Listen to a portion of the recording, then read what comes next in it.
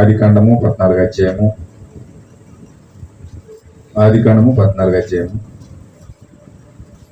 17వ వచనం మనం చదువుతాం. అతడు కదొర్లాయోమెరు అతనితో కూడా ఉన్న రాజులను ఓడించి తిరిగి వచ్చినప్పుడు సొదొము రాజు అతన్ని ఎదుర్కొంటకు రాజు లోయ అను షావే లోయ మట్టుకు బయలుదేరి వచ్చింది. మరియు షాలేము రాజైన మెల్కీషెదెకు రొట్టెను ద్రాక్షరసము తీసుకొని వచ్చాను. అతడు సర్వోన్నతుడగు దేవునికి యాజకుడు. అప్పుడు అతడు అబ్రహామును ఆశీర్వదించి, ఆకాశమును భూమికిని సృష్టికర్తయను సర్వోన్నతుడైన దేవుని వలన అబ్రాము ఆశీర్వదించబడును గాక అని, నీ శత్రువులను నీ చేతికి అప్పగించిన సర్వోన్నతుడగు దేవుడు స్తుతించబడును గాక అని చెప్పాను. అప్పుడు అతడు అన్నిటిలో అతనికి 10వ వంతు ఇచ్చాను. దేవుడి వాక్యం దీవించును గాక. అలాగే హెబ్రీ పత్రిక 7వ అధ్యాయము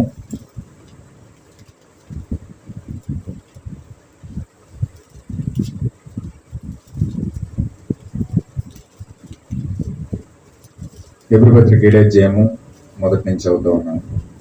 రాజులను సంహారం చేసి తిరిగి వచ్చిచున్న అబ్రహామును ఎవడు కలుసుకొని అతనిని ఆశీర్వదించినో, ఎవనికి అబ్రహాము అన్నింటిలో 10వ వంతు ఇచ్చినో, ఆ షాలేము రాజును మహోన్నతుడు దేవుని యాజకుడైన మెల్కీసెదెకు నిరంతరము యాజకుడుగా ఉన్నాడు. అతని పేరునకు మొదట నీతికి రాజు అనియు తరువాత సమాధానమునకు రాజు అనియు అర్థం ఇచ్చినట్టు షాలేము రాజు అని అర్థము. అతడు తండ్రి లేనివాడును తల్లి లేనివాడును వంశావళి లేనివాడును జీవిత కాలమునకు ఆది అయినను జీవమునకు అంతమైన లేనివాడై ఉండి దేవుని కుమారుని పోలి ఉన్నాడు. వాక్యం దేవుడు దీవించును గాక. తన వాక్యమును తన పరిశుద్ధాత్మ జత చేయను గాక. చిన్న ప్రార్థన చేసుకుందాం. గొప్ప దేవుడా, మహోన్నతుడా, సర్వశక్తిమంతుడా, ఇదిగో దేవుడి వరకు మేము నిన్ను పాటల ద్వారా స్తుతించాం, గణపరిచాం, ఆరాధించాం. ఈ సమయంలో వాక్యము వెళ్తా ఉన్నాం ప్రభువ. అతి పరిశుద్ధ స్థలంలో కరుణాపీఠం మేము సమీపిస్తూ ఉండగా ఈ యొక్క ప్రత్యక్షత మాకు తెలియజేయమని ప్రార్థిస్తున్నాము. ఈ ప్రభురాత్రి భోజనం సమీపిస్తూ ఉండగా కొంత వాక్యాన్ని మేము ధ్యానించడానికి మేము ప్రభువ పూనుకున్నప్పుడు నీ పరిశుద్ధాత్మ వచ్చి వాక్యం అభిషేకించును గాక. నీ పరిశుద్ధాత్మ వచ్చి మాకు అనువాదం చేయను గాక. నీ పరిశుద్ధాత్మ వచ్చి మాతో మాట్లాడును గాక. ఒక మనిషి మాట్లాడితే వ్యర్థము ప్రభువ, నువ్వు మాట్లాడితే జీవం కలుగుతుంది ప్రభువ. నీవు వచ్చి నీ పిల్లలతో మాట్లాడు ప్రభువ. ఎందుకంటే నువ్వు వాగ్దానం చేస్తావు, యెహోవా పిల్లలు యెహోవా చేత ఉపదేశం పొందుదురు అని చెప్పావు. ఓ దేవ, నిజంగా నీ పిల్లలు నీ చేతనే ఉపదేశం పొందుదురు గాక. ఓ దేవ, ఏదైనా కాని మాట వస్తే దానియేలులో ప్రభు సింహపు నోలను మూసిన దేవుడవు, నా నోరు కూడా మూసివేయండి ప్రభువ. మట్టి పాత్రను ప్రభువ, దీనుడను ప్రభువ, మీరే ఈ యొక్క నా నోరును అభిషేకించి ఓ దేవ మీరే పరిపూర్ణంగా బిడ్డలతో మాట్లాడమని ప్రభువ, ఓ దేవ మీరే దర్శించమని అప్పగిస్తా ఉన్నాము. ఓ దేవని కార్యములు బయలుపరిచి ఓ దేవ చక్కగా అద్భుతముగా ప్రభురాత్రి భోజనం తీసుకొని దాని ద్వారా అధికముగా మేము ఆశీర్వదించబడదుము గాక. నీకు అప్పగిస్తూ మహిమ ఘనత ప్రభావం మీరు పొందుకోమని ప్రభుని యేసు క్రీస్తు నామములో ప్రార్థిస్తూ ఉన్నాం తండ్రి, ఆమేన్. అందరూ కూర్చుందామండి. హల్లెలూయా. దేవుని నామమునకు మహిమ కలుగును గాక. మీ అందరికీ ప్రభురాత్రి భోజనం చేసుకోవడానికి వచ్చిన అందరికీ కూడా ప్రభువైన యేసుక్రీస్తు నామములో ప్రత్యేకమైన వందనాలు తెలియజేస్తా ఉన్నానండి. అందరికీ వందనాలు. God bless you all. Shalom, all of you. ఉదయం కొన్ని విషయాలు చక్కగా మనం నేర్చుకోవడానికి దేవుడు సహాయం చేశాడు. చాలా అద్భుతముగా మంచి అభిషేకంతో దేవుడు వాక్యం మాట్లాడడానికి ఉదయకాలంలో జరగడం నేను చూశాను. హల్లెలూయా. అద్భుతంగా దేవుడు నడిపించాడు. చాలా ఆశ్చర్యం అనిపించిందండి దేవుడు నడిపించే విధానం చూసి. హల్లెలూయా. అయితే ఈ సాయంకాల సమయంలో కూడా మరొక అంశాన్ని నేను తీసుకుంటా ఉన్నాను. దేవుడు చక్కగా ఈ యొక్క వాక్యాన్ని మనకు అనువదించి సమయం అనుకూలంగా దేవుడు పరిశుద్ధాత్మ ఏ విధంగా నడిపిస్తాడో అంతవరకు మనము నడిచి ముందుకు వెళ్దాం. దాన్ని బట్టి ప్రభురాత్రి భోజనం త్వరగా క్లోజ్ చేసుకోవడానికి దేవుడు పరిశుద్ధాత్మ సహాయం చేయాలని మనతో కూడా ప్రార్థన చేద్దాం. హల్లెలూయా. ఈ సమయంలో ప్రవక్త బోధించిన మెసేజ్ నుండి ప్రవక్త బోధించాడు. మెసేజ్ ఏంటంటే మెల్కీసెదెక్ గొప్ప యువరాజు. మెల్కీసెదెక్ గొప్ప యువరాజు, the great prince and king అన్నమాట. ఆయన ఒక రాజు, ప్రిన్స్. ఆయన ఈ యొక్క మెల్కీసెదెక్ కోసం బైబిల్లో చాలా మర్మయుక్తముగా దేవుడు రాసి పెట్టాడు. ఈ మెల్కీసెదెకు భౌతికంగా అబ్రహాం దగ్గర ఆయన ఒక దేశానికి రాజుగా కనబడతా ఉన్నాడు. అయితే వాస్తవంగా హెబ్రీ పత్రికలోకి వచ్చేటప్పటికి ఆయన యొక్క చరిత్ర మొత్తం దేవుడు చూపిస్తా ఉన్నాడు. ఆయనకి తల్లి లేదంట, తండ్రి లేడంట, వంశావళి కూడా లేదట. అంటే ఈయన ఎవరు? వాస్తవంగా ఈ కాలం యొక్క ప్రవక్త అంటూ ఉన్నాడు, యేసు క్రీస్తు తల్లిదండ్రి ఉన్నారట. యేసు క్రీస్తుకి తల్లి తండ్రి భౌతికంగా కనబడుతున్నారు. తల్లి మరియమ్మ, తండ్రి యేసేపు కనబడుతూ ఉన్నాడు. కానీ మెల్కీసెదెకు అసలు ఆది లేదు, అంతం లేదు. తల్లి లేడు, తండ్రి లేడు, అసలు వంశావళి కూడా లేదు. అయితే ఈ వ్యక్తి ఎవరు? ప్రవక్త బోధించాడు, హూ ఈజ్ మెల్కీసెదెక్ అన్నాడు. అంటే ఎవరు ఈ మెల్కీసెదెక్? అంటే ఈ మెల్కీసెదెక్ కోసం ప్రవక్త చాలా మెసేజ్లు బోధించాడు. అయితే ఒక అద్భుతమైన మెసేజ్, మెల్కీసెదెక్ ఒక గొప్ప యువరాజు అనే మెసేజ్ కూడా బోధించాడు. దాంట్లో నుంచి కొన్ని మాటలు, కొన్ని అంశాలు మనం తీసుకొని కొన్ని ధ్యానించి మనం ప్రభురాత్రి భోజనంలో ప్రవేశిద్దాం. హల్లెలూయా. ఈ యొక్క మెల్కీసెదెక్ కోసం చాలా అద్భుతంగా వివరంగా ప్రవక్త బోధించాడు. ఆయన ఏమన్నాడంటే, మెల్కీసెదెక్ అనే వ్యక్తి పూర్తిగా మనము హై లెవెల్లో చూస్తే ఆయనే 7వ ముద్ర అయి ఉన్నాడు అని చెప్పాడు ప్రవక్త. అంటే 7వ ముద్ర అనగా ఏంటంటే, పూర్తిగా మనం తెలుసుకున్నట్లయితే 7వ ముద్ర అనగా అది ఒక మర్మయుక్తమైన వాక్యపు దేహమై ఉన్నది. అది ఒక వాక్య శరీరమై ఉన్నది. అది కంటికి కనిపించేది కాదు, అది మనుషులకు కనబడేది కాదు. దేవుడు మొట్టమొదటిగా ఆదిలో తన యొక్క సృష్టి ప్రారంభంలో మొట్టమొదటిగా మన పొద్దున చూసాం, అదృశ్య దేవుని యొక్క స్వరూపం ఎవరంటే, ఇంగ్లీష్లో ఏముంటదంటే ఆయన ఆది సంభూతుడు అని తెలుగులో ఉంది. అదే ఇంగ్లీష్లో అయితే ఫస్ట్ బోన్ అని ఉంది. ఫస్ట్ బోన్ అంటే ఆయన మొట్టమొదటిగా సంభవించబడిన వాడు అనమాట. అంటే దేవుడు తనను తాను మొట్టమొదటిగా ఒక రూపంలో పని చేసుకున్నాడు. దేవునికి రూపం లేదండి, దేవునికి రూపం లేదు. ఆయన కాళ్ళు లేవు, చేతులు లేవు, ముక్కు లేదు, నోరు లేదు, ఏమి లేదు. ఆయన ఎలా ఉన్నాడంటే ఒక పెద్ద అగ్ని గోళంలో బగబగ మండుతూ ఉన్నాడు. దేవుని యొక్క రూపం ఎలా ఉందంటే, ఆత్మ యొక్క రూపం ఎలా ఉందంటే ఒక పెద్ద అగ్ని గోళం, అది బగబగ మండుతూ ఉందన్నమాట. దానికి కాళ్ళు లేవు, చేతులు లేవు, నోరు లేదు, ముక్కు లేదు, ఏమి లేదు. అది ఒక మనిషి రూపంలో లేదు. ఆ యొక్క ఆత్మ ఎలా ఉందంటే ఒక భయంకరమైన అగ్ని గోళంలో లేదు, సూర్యుని వలె బగబగ మండుతూ ఉన్నాడు అనమాట. ఫస్ట్ ఉన్న దేవుడు అలా ఉన్నాడు. అయితే ఆయన ఏం చేశాడంటే, మొట్టమొదటిగా ఆయన ఒక రూపాన్ని తయారు చేసుకున్నాడు.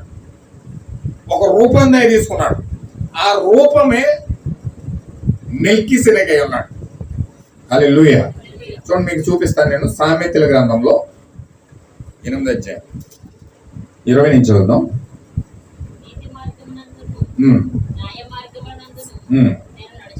నడుచుచున్నాను, ఆస్తికర్తలుగా చేయుదును, వారిని నిధులను నింపుదును. పూర్వకాలమందు ఇక్కడ స్టార్ట్ చేశాడు. చూడండి, 22వ వచనం నుంచి అక్కడ స్టార్ట్ అయింది. ఆయన స్టార్టింగ్ ఆయన ఏమై ఉన్నాడో ఇక్కడ చూపిస్తా ఉన్నాడు. చూడండి, పూర్వకాలమందు తన సృష్టి ఆరంభమున తన కార్యములో ప్రథమమైన దానిగా యెహోవా నన్ను కలుగజేసెను అంటున్నాడు. అంటే ఆ యెహోవా, ఆ గొప్ప ఉన్నతమైన అగ్నిగోళంగా ఉన్న దేవుడు ఫస్ట్ ఒక ప్రథమమైన వానిగా, ఫస్ట్ బోన్గా, ఆది సంభూతుడిగా దేవుడు ఒక వ్యక్తిని సృజిస్తా ఉన్నాడు. ఆయనే మెల్కీసెదెక్ అయి అన్నాడు. ఇప్పుడు ఆయన ఎలా చెప్తున్నాడు చూడండి. అక్కడ అనాది కాలం మొదలుకొని మొదటి నుండి భూమి ఉత్పత్తి అయిన కాలమున పూర్వము నేను నియమింపబడి తిని, ప్రవాహ జలములు లేవు, నేలలో నిండిన ఓటలు లేవు. అప్పుడు నేను పుట్టాను. పర్వతములు స్థాపింపబడలేదు, కొండలు కూడా పుట్టలేదు, భూమిని దాని మైదానములు ఆయన చెయ్యలేదు. నేల మట్టి రవ్వంతయు కూడా సృష్టించబడక ముందే దేవుడు నన్ను సృష్టించాడు. హల్లెలూయా. ఏమన్నా అర్థమవుతుందా? ఆయన ఆకాశ విశాలమును స్థిరపరచబడలేదు, మహాజలముల మీద మండలములు నిర్ణయించబడలేదు. అప్పుడు నేను అక్కడ ఉన్నాను. ఆయన పైన ఆకాశము స్థిరపరచబడినప్పుడు, జలధారలు ఆయన బిగించినప్పుడు, జలములు తమ సరిహద్దులు మేరకున్నట్లు, ఆయన సముద్రము పొలిమేరను ఏర్పరచబడినప్పుడు, భూమి యొక్క పునాదులు నిర్ణయించబడినప్పుడు, నేను ఆయన యొక్క ప్రధాన శిల్పినై అనుదినము సంతోషించుచు నిత్యము ఆయన సన్నిధిని ఆనందించుచుంటిని. దీనిని ఎక్కువగా డినామినేషన్ ఎక్కడ వాడతారంటే, యెహోవా దేవుడు తండ్రి దేవుడు, కుమారుడు దేవుడు ఇంకో దేవుడు ఉన్నాడు, ఆయన్ని సృజించాడు, ఇక్కడ కుమారుడే కనపడుతున్నాడు చూడండి చూపెడతారు. అంటే అది చూపించడానికి నిజంగా అలాగే ఉంది. అంటే కుమారుడు ఉన్నాడు, తండ్రి ఉన్నాడు అన్నట్టుగానే కనపడుతుంది అది. అయితే ఆయన జీవించడానికి, దేవుడు జీవించడానికి మొట్టమొదటిగా సృష్టించుకున్న ఒక శరీరం ఏదంటే దానినే థియోఫనీ శరీరం అంటున్నాం, దానినే వాక్యపు దేహం అంటున్నాం. హల్లెలూయా. ఆ వాక్యపు దేహాన్ని మొట్టమొదటిగా దేవుడు తయారు చేసుకుని సృష్టించుకుని ఈ అగ్నిగోళంగా ఉన్న దేవుడు ఆ యొక్క శరీరంలో నివాసం చేశాడు. అది తత్వం కాదు, త్రినిటీ కాదు, ఇద్దరు దేవుళ్ళు కాదు. ఆయన జీవించడానికి ఒక శరీరాన్ని తయారు చేసుకున్నాడు, దానికి వాక్యం అని పేరు పెట్టాడు. ఆది యందు వాక్యం ఉండేని, వాక్యము దేవుని యందు ఉండేని, ఆ వాక్యమే దేవుడై ఉండేనని ఎందుకు అన్నాడంటే, ఇప్పుడు వాక్యంలో ఆయన నివాసం చేస్తా ఉన్నాడు. అంటే దేవుడు ఎక్కడ నివాసం చేస్తాడంటే మనిషి యొక్క హృదయంలో కాదు, మనిషి యొక్క శరీరాల్లో కాదు, మనిషి యొక్క ఆలోచనలో కాదు దేవుడు నివాసం చేసేది. దేవుడు నివాసం చేసేది ఎక్కడంటే వాక్యం యొక్క శరీరంలో నివాసం చేస్తాడు. ఆయన ఇంకా నివాసం చేసే ప్లేస్ ఏది లేదని, హస్తకృత్యాలలో ఆయన నివాసం చేయడు. దేవుడు ఎక్కడ నివాసం చేయడండి? చేతులతో చేయబడిన దాంట్లో నివాసం చేయడు. మట్టిని తీసుకుని చేతులతో చేసుకున్న దాంట్లో నివాసం చేయడు దేవుడు. మనుషుని యొక్క హృదయాల్లోకి రాడు. దేవుని యొక్క మనుషులు ఏదో ప్రార్థన చేసేసినంత రాన్నే, లేకపోతే ఏదో ఒక మంచి భక్తిగా నడిచినంత మాత్రాన దేవుడు ఆ యొక్క ఎత్తుల్లోకి వచ్చాడు. చాలా మంది చెప్తారు, నేను పరిశుద్ధాత్మ పొందేసుకున్నాను. పరిశుద్ధాత్మ అంటే దేవుడు ఆ శరీరంలోకి రావడం అంటే అంత ఈజీ కాదు. దేవుడు మన శరీరంలోకి రావాలంటే ఫస్ట్ మనము వాక్యపు దేహాన్ని పొందుకోవాలి. వాక్యపు దేహం పొందుకుంటేనే దేవుడు ఆ శరీరంలో దిగుతాడు. హల్లెలూయా. ఎందుకంటే దేవుడు సృష్టి ఆరంభంలో నివసించడానికి మొట్టమొదటిగా చేసుకున్న శరీరమే వాక్యపు దేహమై ఉంది. హల్లెలూయా. ఆయనే పేరు పెట్టి ఏం చెప్పాడంటే ఆ దేహానికే మెల్కీసెదెక్ అన్నాడు. ఈ దేహం ఎవరండి? ఆయన తల్లి లేదు, తండ్రి లేడు, ఆది లేదు, అంతం లేదు. ఆయన మాదిగా ఆయన సృష్టి వంశావళి లేదని ఎందుకు అంటాడంటే ఆయనకాయనే ఒక స్వరూపాన్ని తయారు చేసుకున్నాడు. దేవుడు తనకు తానుగా ఒక రూపాన్ని తయారు చేసుకుని ఆ రూపంలో అడుగు పెట్టాడు. హల్లెలూయా. అయితే ఇక్కడ ఈ మెల్కీసెదెకు ఆదిలో సృష్టి ఆరంభంలో కనబడ్డ వ్యక్తి మరలా హెబ్రీ పత్రికలో యాజకత్వము అనే పేరు వచ్చేసరికి ఈ యొక్క మెల్కీసెదెక్ అనే వ్యక్తి కనబడతా ఉన్నాడు. హల్లెలూయా. ఆది కాండంలో ఉన్న ప్రజలందరూ, గోత్రకర్తలందరూ వారు ధర్మశాస్త్ర ప్రకారం వారు యాజక ధర్మంలో ఉన్నారు. లేవి యాజకత్వంలో ఉన్నారు. లేవి యాజకత్వంలో ఉండి వారు ఆ యొక్క యాజకత్వాన్ని కొనసాగించారు. లేవి యాజకత్వం కొనసాగింది. లేవి యాజకత్వానికి ముగింపు ఉంది కానీ, లేవి యాజకత్వానికి రిటైర్మెంట్ ఉంది కానీ, లేవి యాజకత్వానికి ముగింపు ఉంది కానీ, ఈ యొక్క నిరంతరము కూడా ఉండే క్రమం ఏదంటే మెల్కీసెదెక్ యొక్క యాజక క్రమం. హల్లెలూయా. ఈయన ఆది లేదు, అంతము లేదు. ఈయనకి పుట్టుక లేదు, మరణం లేదు. ఈయనకి వంశావళి లేదు అసలు. అంటే వంశావళి లేనోడు, ఆది లేనోడు, అంతం లేనోడు ఎవరంటే దేవుడే. ఆయన ఒక రూపంలో ఉన్నాడు, మెల్కీసెదెక్ ఒక రూపంలో ఉన్నాడు.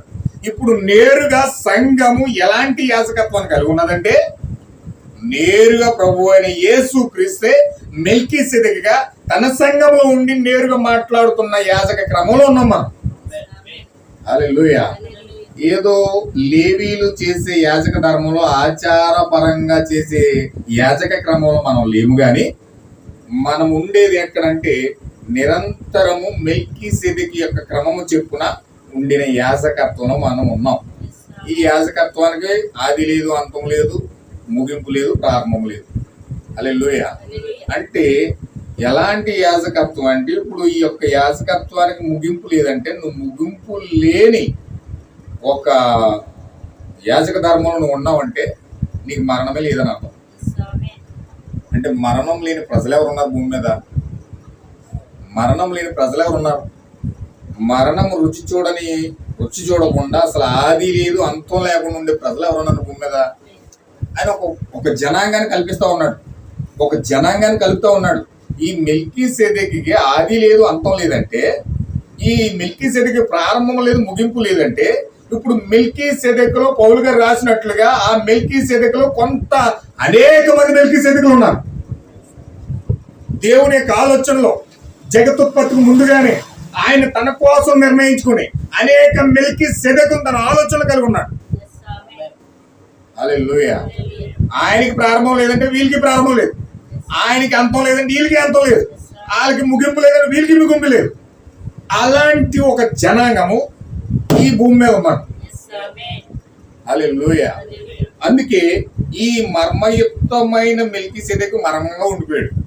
ఎందుకంటే అలా ఆ జనాంగాన్ని బయటికి తీసుకొస్తే సాతాను మొత్తం ఎలా తిరుగుతాడంటే వాడికి మొత్తం ఏమంటారు, విరోచనాలు పట్టేసుకుంటాయి. సాతానికి విరోచనాలు పట్టేసుకుంటాయి. ఎందుకంటే ఆ జనాంగాన్ని చూసినప్పుడు వాడికి చెమటలు పడతాయి. ఆ జనాంగాన్ని చూసినప్పుడే వాడు సోలిపోతాడట, వాడు నరాలు స్తంభించిపోతాయట, వాడు పటిష్టత లేని వాడిగా అయిపోతాడట, తీసిపోతాడని కరెంట్ స్తంభంలాగా ప్రవర్తన్నాడు. ఒక 100 వోల్టేజ్ మెగావాట్లు పవర్ ట్రాన్స్ఫార్మర్ తాగితే ఎలా ఉంటుందో ఒక వ్యక్తికి అంత పవర్ అవసరం లేదండి. ఒక 2-3 మెగావాట్లు కలిపి ట్రైన్ వెళ్తున్నప్పుడు ఆ ట్రైన్ కరెంట్ ఇవ్వడానికి మెగావాట్లతో ఇస్తారనమాట వైర్లు. ఆ వైర్ని పట్టుకుంటే చాలా ఒక వ్యక్తి బూడిదైపోతుంది. నేను చూసాను 2-3 సార్లు వీడియోలు. ఒక వ్యక్తి అలా ఆ వైర్ని పట్టుకుంటే ఒక పెచ్చోడు పైకి ఎక్కేసి ఆ వైర్ని పట్టుకున్నాడు. పట్టుకున్నట్టు మొత్తం మాడి మసీపి కింద పడిపోయింది. ఒక 2-3 మెగావాట్లు ఉన్న కరెంట్ వైర్ పట్టుకుంటేనే మాడి మసి కింద పడిపోయాడు. ఇప్పుడు ఒక 100 మెగావాట్లు కలిగిన ట్రాన్స్ఫార్మర్ పట్టుకుంటే ఎలా ఉంటది? అలాంటి ట్రాన్స్ఫార్మర్ ముట్టుకుంటే ఎలా ఉంటుందో అలా అయిపోతాడు సాతాను ఈ జనాంగాన్ని చూస్తే. ఈ మెల్కీసెదెకు యొక్క సహవాసాన్ని చూస్తే, ఈ మెల్కీసెదెకు యొక్క వంశవాళ్ళని చూస్తే వాడు ఆ విధంగా స్తంభించిపోతాడట. అంటే అంత పవర్ఫుల్ మనుషులు ఈ యొక్క మెల్కీసెదెకులో భాగమైన వారు. హల్లెలూయా. కొంచెం మనం ముందుకు వెళ్ళిన తర్వాత కొన్ని విషయాలు మనకు అర్థమవుతాయి. కొంచెం జాగ్రత్తగా మీరు వినండి. ఇది కొంచెం మీరు పట్టుకుంటే కొన్ని విషయాలు మీకు అర్థమవుతాయి. ఈ ఉదయకాలమున మనం కొద్ది సమయము మాత్రమే మన యొక్క ధ్యానములు ముగించ ప్రయత్నించడము. అయితే వాక్యము ద్వారా క్రీస్తును గొప్ప చేయడం చూచెదం. వాక్యము ద్వారా ఆయన ఏమై ఉన్నాడో, మనం ఎక్కడ ఎందులకు ఉన్నామో, క్రైస్తవం అనగా ఏమిటి అన్న విషయములను వాక్యమును ధ్యానించడం ద్వారా చూచెదం. మరియు విశ్వాసం అనేది వినుట దేవుని వాక్యము ద్వారా కలుగును. ఆమేన్. హల్లెలూయా. ఎలా వస్తుందండి విశ్వాసం? వినుట ద్వారా వస్తుందట.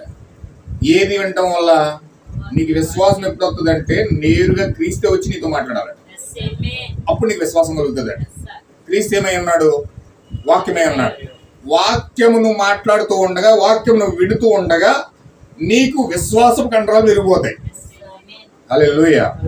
అయితే మనం ఎప్పుడైతే వాక్యాన్ని గొప్ప చేయడానికి చూస్తామో, ఆయన ఏమై ఉన్నాడో తెలుసుకోవడానికి ప్రయత్నం చేస్తామో, ఎందుకు మనము క్రైస్తవంలో ఉన్నామో తెలుసుకోవడానికి ప్రయత్నం చేస్తామో, ఈ విషయాలన్నీ మనము వాక్యం ద్వారా వింటా ఉన్నప్పుడు మనం విశ్వాసంలో బలము పొందుకుని పూర్తిగా దెయ్యమును ఓడించే స్థితిలోకి మనం వెళ్తాం.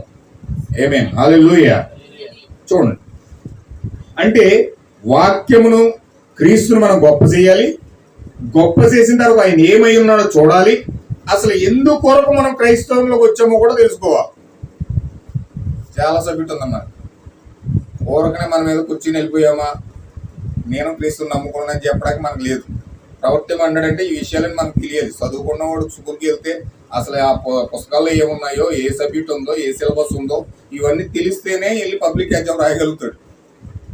పబ్లిక్ ఎగ్జామ్ రాయాలంటే బుక్లో ఏముందో తెలియాలి, ఏ చాప్టర్ ఉందో తెలియాలి, ఏ ఉద్దేశం ఉందో దాంట్లో తెలియాలి. ఈ ఎంత బుక్లో ఉన్న మొత్తం ఓల్డ్ ప్రణాళిక అంతా మనం పట్టుకుంటే ఎగ్జామ్లో అతను ఏం రాయాలో అతనికి అర్థమైపోతుంది. ఆ ప్రశ్నకి జవాబు రాస్తాడు. లేకపోతే ఆ బుక్కే చదవకుండా, ట్రైనింగ్ లేకుండా, ఏమీ లేకుండా వీళ్ళు ఎగ్జామ్లో కూర్చుంటున్నాకోండి, ఆ కంచెకు కూర్చుని ఆల్మోకాలు ఎల్మోకాలు చూసి వచ్చి ఎత్తడెత్తే రేపు వచ్చి ఎత్తపడి జరిగిన కూడా అలా ఉంటుంది. ఎత్తపడిపోయి మొఖాలు చూస్తాం, కింద బాదుకుంటాం, మన గుండెలు బాదుకుంటాం. అయ్యో వెళ్ళిపోయో వధువా, నన్ను వదిలిపెట్టేసావంటే నేను శ్రమలో పడి ఉండిపోయాను అనమాట అని బాధపడి ఏడ్చి ఎన్ని గుండెలు బాదుకున్నా మళ్ళీ సమయం రాదిక. హల్లెలూయా. అయితే మనం ఖచ్చితంగా వాక్యం ద్వారా క్రీస్తును హైలైట్ చేయాలి. వాక్యం ద్వారా ఆయన ఏమై ఉన్నాడో చూడాలి. వాక్యం ఇక్కడ ఎందుకొరకు మనం క్రైస్తవులకు వచ్చామో కూడా తెలుసుకోవాలి. ఆమేన్. హల్లెలూయా. అందుకే మనం వాక్యంలో పోయి మార్నింగ్ చూసాం, అబ్రహాం జీవితంలో దేవుడు ఎలా పనిచేశాడు, ఆ యొక్క ఇస్సాకు జీవితంలో దేవుడు ఎలా పనిచేశాడు, యాకోబు జీవితంలో దేవుడు ఎలా పనిచేశాడు, యోసేపు జీవితంలో దేవుడు ఎలా పనిచేశాడు. ఏం చేస్తున్నాం? అది వాక్యంలో ఆయన ఏమై ఉన్నాడో చూస్తున్నాం. వాక్యంలో ఆయన ఏమై ఉన్నాడు, ఏ విధంగా కనబడుతూ ఉన్నాడో చూస్తూ ఉన్నాం. ఆయన ఎందుకొరకు మనం క్రైస్తవులకు వస్తూ ఉన్నాం కూడా చూస్తూ ఉన్నాం. అసలు మన పాత్ర ఏంటి, మన లైఫ్ ఏంటి, మన జీవితం ఏంటి, అసలు మన స్థానం ఎక్కడ ఉంది, ఇవన్నీ కూడా మనం తెలుసుకుంటేనే కానీ అసలైన విషయాలు పట్టుకోలేము. ఇప్పుడు మీ యొక్క బైబిల్లోని పేజీలను ఇలా తిప్పండి. అయితే మనమందరి కొరకు వాక్యం తెరిచేవాడు ఆయనే, మన క్రీస్తు. తమ యొక్క దర్శనముల యందు వారు జగత్తుత్పత్తికి ముందే ఉన్న వధించబడిన గొర్రె పిల్లను ఏమని చూపెను. మరియు నేను చూడగా భూమి మీద పరలోకమందును ఆ యొక్క గ్రంథం విప్పుటకు యోగ్యులైన వారు ఎవరు లేరు, విప్పగలవారు, ఆ ముద్రను తీయవారు నాకు కనబడలేదు. అప్పుడు ఆయన ఒక గొర్రె పిల్లను చూశాడు, యోహాను. ఆయన భూమికి పునాదులు వేయబడక ముందే ఏర్పరచబడిన వధించబడిన గొర్రె పిల్ల. ఎవరండి? భూమికి పునాదులు వేయబోక ముందే ఏర్పరచబడ్డదంట గొర్రె పిల్ల. కానీ మనకు ప్రకటన గ్రంథంలో కనపడింది, చివరిలో కనపడింది.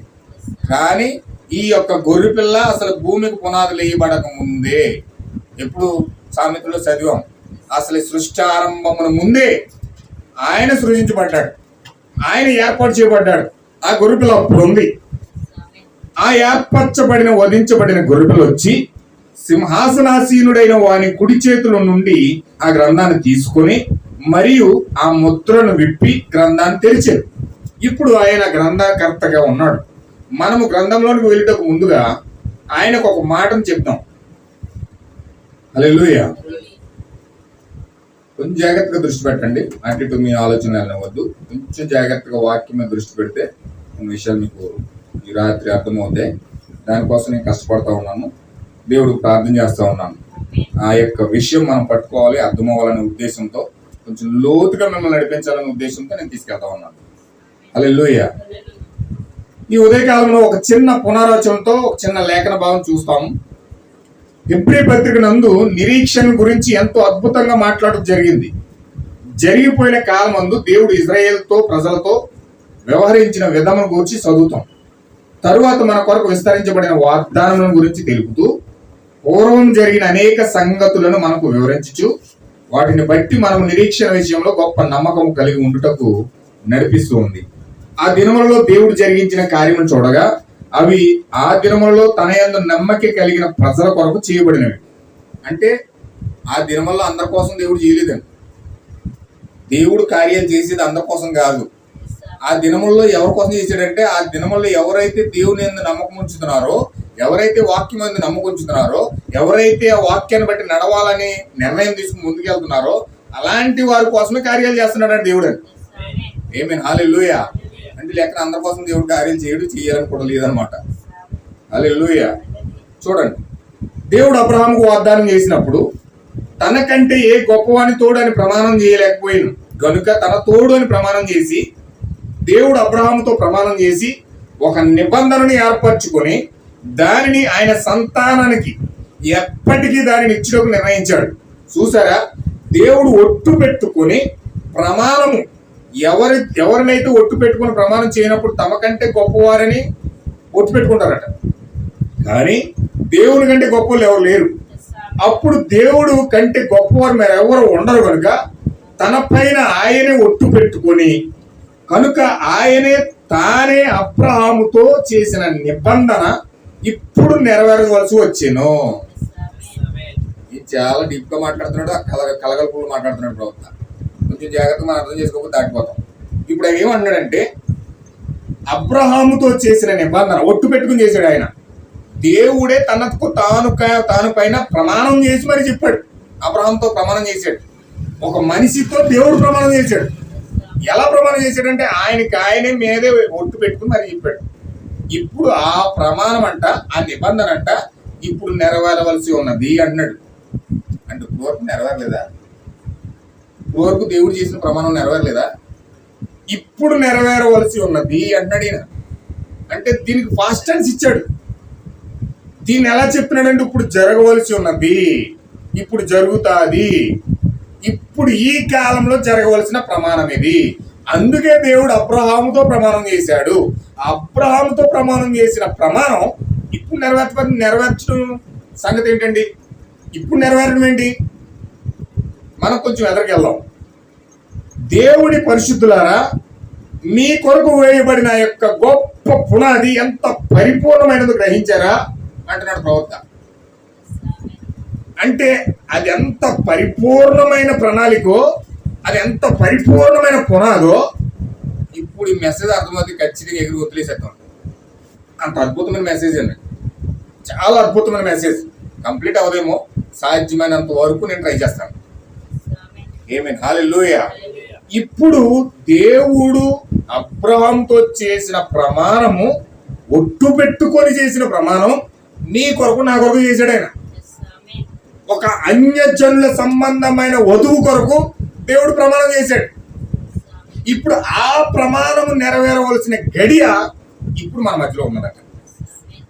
ఆమేన్, హల్లెలూయా. మీ కొరకు పరిశుద్ధులారా, ప్రవక్త ఎంత అద్భుతమైన మాట మాట్లాడుతున్నాడండి. దేవుని పరిశుద్ధులారా, మీ కొరకు వేయబడిన ఆ యొక్క పునాది ఎంత పరిపూర్ణమైనది గ్రహించారా? చాలా మధురంగా మాట్లాడుతున్నాడు. నిజంగా ఉప్పొంగిపోద్దు వధువు ఆ మాట. మనము గనుక ఈ అంశంతోనే ముందుకు వెళ్ళినట్లయితే నిజమైన వివేకముతోను నెమ్మదితోను ఉండి మనము కూడా ఎన్నడూ కూడా ఉద్వేగపడకుండా, విశ్వాసమును మనలను ఎన్నడూ త్వరపెట్టదు. విశ్వాసమునకు తెలుసు తాను దేనిని గురించి మాట్లాడుచున్నాడో. హల్లెలూయా. నిజంగా ప్రత్యక్షత మనకు వస్తేనంటండి, ఏ విషయంలో కూడా మనం తొందరపడమంట, ఉద్వేగపడమంట, కంగారు పడమంట. ఎప్పుడు కూడా కంగారు పడకుండా ఒక పరిస్థితి, ఒక సమస్య ఎదురవుతున్నప్పుడు ఎంత విశ్వాసంగా నిలకడగా మనం ఉండగలుగుతామో అంత విశ్వాసంగా ఉండగలుగుతాం. హల్లెలూయా. విశ్వాసం మనల్ని ఎప్పుడు కూడా త్వరపెట్టదట. ఏంటంటే విశ్వాసం మనల్ని ఎప్పుడు కూడా త్వరపెట్టదట. అది ఎలా ఉంటుందో ఇప్పుడు చూపిస్తున్నాడు చూడండి ప్రవక్త. విశ్వాసం ఎలా త్వరపెట్టదంటే, ఆ విశ్వాసం తెలుసంట అతను ఏమై ఉన్నాడో, ఏం మాట్లాడబోతున్నాడో, ఎలా ఉండాలో ఈ విశ్వాసం కలిగిన వ్యక్తికి తెలుసండి. గబాలను తొందరపడ్డు. మన యజమానుడు దేని గురించి ఉద్రేకపడలేదని మనకు తెలుసు. ఒక మనుష్యుడు చనిపోయి గుహలో సమాధి చేయబడి ఉంటే ఆయన ప్రశాంతంగా ఒక ఎత్తైన బండ మీద కూర్చుని యెరూషలేము వైపు చూస్తున్నాడట. అక్కడ లాజర్ అనే వ్యక్తి చచ్చిపోయాడు. లాజర్ అనే వ్యక్తి చచ్చిపోయి 4 రోజులు అయిపోయింది. ఆ కుటుంబంలోనే భోజనం చేసేవాడు ఈయన. ఎక్కడికి వెళ్ళినా సరే ఆ ఇంట్లోకి వెళ్ళి భోజనం చేసేవాడు. అక్కడ ఉన్న ఇంట్లో ఉన్న సన్నిహిత్యం ఎంత అనుబంధం ఉందంటే యేసుక్రీస్తుకి, లాజర్కి, ఆ యొక్క మార్తకి, ఆ యొక్క సహోదరులకు చక్కగా కలిసి ఉండి ఒక రక్త సంబంధం ఉన్నట్టుగా, కుటుంబంలో ఉన్నట్టుగా ఉండేవాడు యేసుక్రీస్తు వాళ్ళతో. చాలా అద్భుతంగా వాళ్ళ ఇంట్లో సహవాసం చేసేవాడు. ఆ యొక్క పట్టణంలో వాళ్ళ ఇంట్లోనికే వెళ్ళేవాడు ఆయన. ఇంకెవరి దగ్గరికి వెళ్ళేవాడు కాదు. వాళ్ళందరికీ పేరెట్టేశారు లేసినాముళ్ళు. ఏమంటే ఏసినాముళ్ళు ఇల్లు ఏసుతోనే తిరుగుతారు అంతసేపు. ఆ ఏసినే ఆహ్వానిస్తారు. ఆ ఏ మీటింగ్ ఎట్టినా ఏసే వస్తాడు.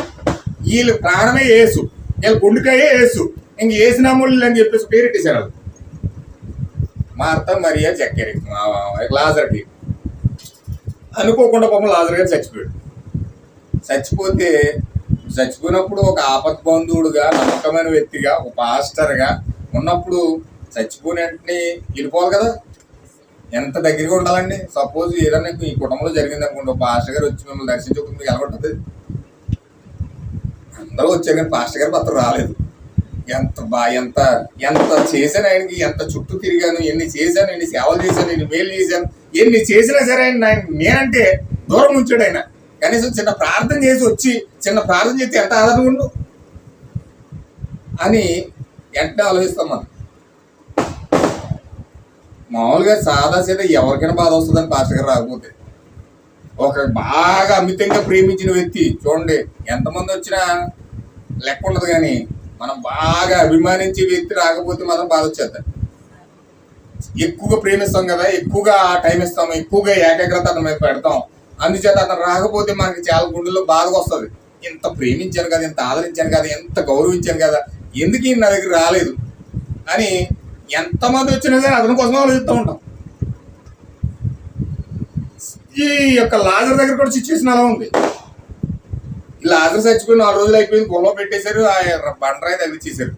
ఈయనేమో శుభ్రంగా వెళ్ళి కొండ మీదకి వెళ్ళి ఆ ఎరిసిన వైపు చూస్తూ అటు వైపే చూస్తున్నాడు. వెళ్ళలేదు 4 రోజులు తాగే వరకు వెళ్ళలేదు. శిష్యులు చెప్తున్నారు, ప్రభువా బోధకుడా లాజర్ చచ్చిపోయాడట, 4 రోజులు అయిపోయింది, బాడీ కుళ్ళిపోతుంది, నువ్వు కనీసం వెళ్ళలేదు. నువ్వు ఆ కుటుంబాన్ని ఎక్కువ ప్రేమిస్తావు కదా, అక్కడికి వెళ్తేనే ఎక్కువ కాలం గడుపుతావు కదా, వాళ్ళతోనే సహవాసం చేసేవాడు కదా, వాళ్ళంటే నీకు చాలా ఇష్టం కదా, నువ్వు వెళ్తలేదండి ప్రభు అని ఆ శిష్యులు వచ్చి గుర్తు చేసిన తర్వాత అప్పుడు జ్ఞాపకం వచ్చి సరే వెళ్దాం పదండి అని చెప్పి 4 రోజుల తర్వాత వెళ్ళాడు అక్కడికి. హల్లెలూయా. దేనికోసం అంటారు? దేనికోసం ఆయన వెళ్ళలేదు.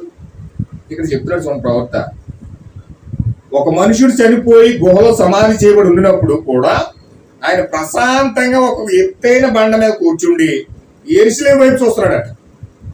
తమ పడవ సముద్రంలో ప్రమాదపు అంచున ఉండినప్పటికీ ఆయన దేవుని యందు పూర్తిగా విశ్రాంతి పొందుకుంటాడు.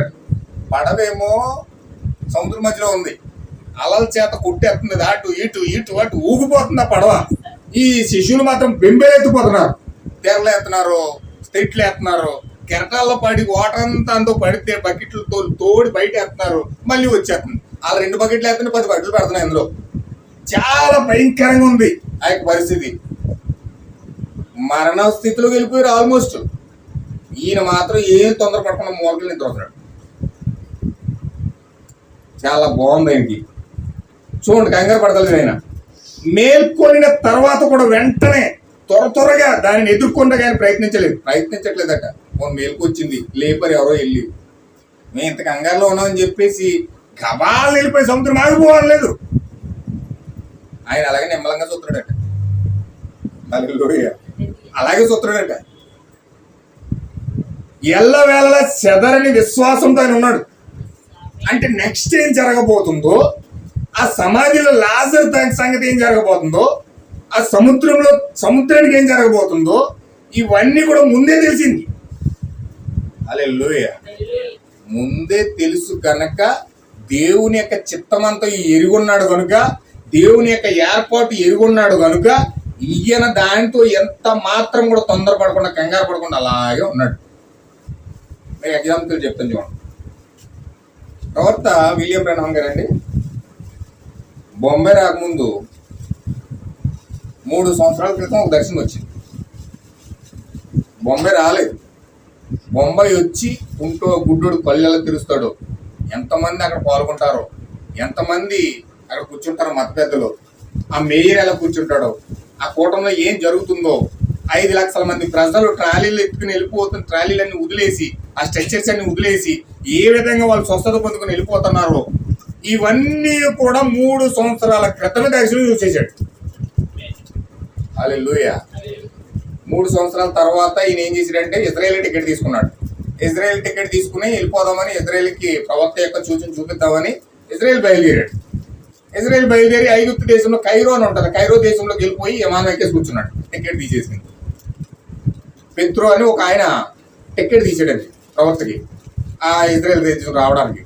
ఈయన విమానం ఐగుప్తు దేశం నుంచి వెళ్ళాలి కాబట్టి ఈయన కైరో వెళ్ళి ఆ విమానంలో కూర్చున్నాడు. కూర్చుంటే పరిశుద్ధాత్మ వచ్చింది. పరిశుద్ధాత్మ వచ్చి నువ్వు ప్లేట్ దిగాను, ప్లేట్ దిగు, నువ్వు ఇప్పుడు వెళ్ళకూడదు ఇజ్రాయేల్, అది నీ పని కాదు, దిగిపో ప్లేట్ అన్నాడు. ప్లేట్ దిగిపోయిన తర్వాత ఏం చేయాలో అర్థం కావట్లేదు, పరిశుద్ధాత్మ మాట్లాడతలేదు. ఏంటి ప్రభు అని ఆ ప్లేట్ పక్కన వెళ్ళిపోయి ఆ మూలకి వెళ్ళిపోయి ప్రార్థన చేయడం మొదలు పెట్టాడు. అప్పుడు పరిశుద్ధాత్మ వచ్చి చెప్పింది, నువ్వు వెళ్ళేది ఇజ్రాయేల్ కాదు, ఇండియా వెళ్ళాను. హల్లెలూయా. ఇజ్రాయేల్కి వెళ్ళవలసిన ప్రయాణం ఇండియాకి వచ్చేసింది. ఇండియాకి వచ్చిన తర్వాత ఇండియాకి ఎప్పుడైతే నీకు దర్శనం వచ్చి నీకు ఏదైతే ఇండియా దేశంలో జరగబోతుందని చూపించానో అదంతయు జరగబోయే సమయము ఇప్పుడు ఆసన్నమైనది అన్నది. ఆయన ఎప్పుడైతే ఇండియాకి వచ్చాడో, ఇండియాకి వచ్చిన తర్వాత మహాలక్ష్మి గ్రౌండ్లో కోటాలు పెట్టారు. కోటాలు పెట్టిన తర్వాత 5 లక్షల మంది ప్రజలు హాజరైపోయారు. హాజరైపోయిన తర్వాత ఈయనని ఆ 17 మంది పీఠాధిపతులు ఏం చేశారంటే మొత్తం అందరం మాట్లాడేసి సాయంకాల సమయంలో పిలిచారండి. ఆ సాయంకాల సమయంలో రావడమే చూసేసాడు ఈయన. ఆ 17 మంది పీఠాధిపతులు మాట్లాడింది చూశాడు ఈయన.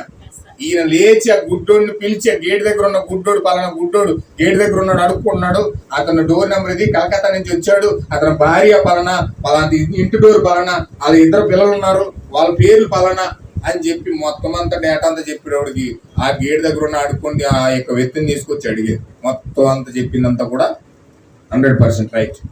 సరే, నీకు ఇదంతా బయలుపరిచిన దేవుడు నీకు చూపిస్తాడని నువ్వు నమ్ముతావని అడిగాడు. ఎస్, ఐ బిలీవ్, నేను నమ్ముతాను, పరిపూర్ణంగా 100% నమ్ముతాను అన్నాడు. దస్ ఐ ద లార్డ్, యెహోవా ఇలాగ సెలవిస్తా ఉన్నాడు, ఈ క్షణంలో ప్రభువైన యేసుక్రీస్తు నామములో నీ గుడ్డి కన్నులు తెరవబడును గాక అన్నాడు. ఎప్పుడైతే ఆ మాట పలికాడు ఆ కన్నులో పొరలు అలా రాలి ఆ గుడ్డివాడు కళ్ళు తెరిపడ్డాయి. ఎప్పుడైతే తెరవబడ్డాడో వెళ్ళి వెంటనే ఆ పట్టణం మీద సెకండ్ ఇచ్చాడు, ఆ జవహర్లాల్ నెహ్రూ సెకండ్ ఇచ్చాడు. ఆ యొక్క పట్టణం అంతా గ్రౌండ్ అంతా తిరిగి సంతోషం ఆనందం గంతులేసి రంకిలేసి దేవుడు నన్ను స్వస్థపరిచాడు, హీల్ చేశాడు, నా గుడ్డిగా నువ్వు తెరిచాడు, ఆయన నిజమైన దేవుడు అని చెప్పి మొత్తం ఊరేగించడం మొదలుపెట్టాడు. హల్లెలూయా.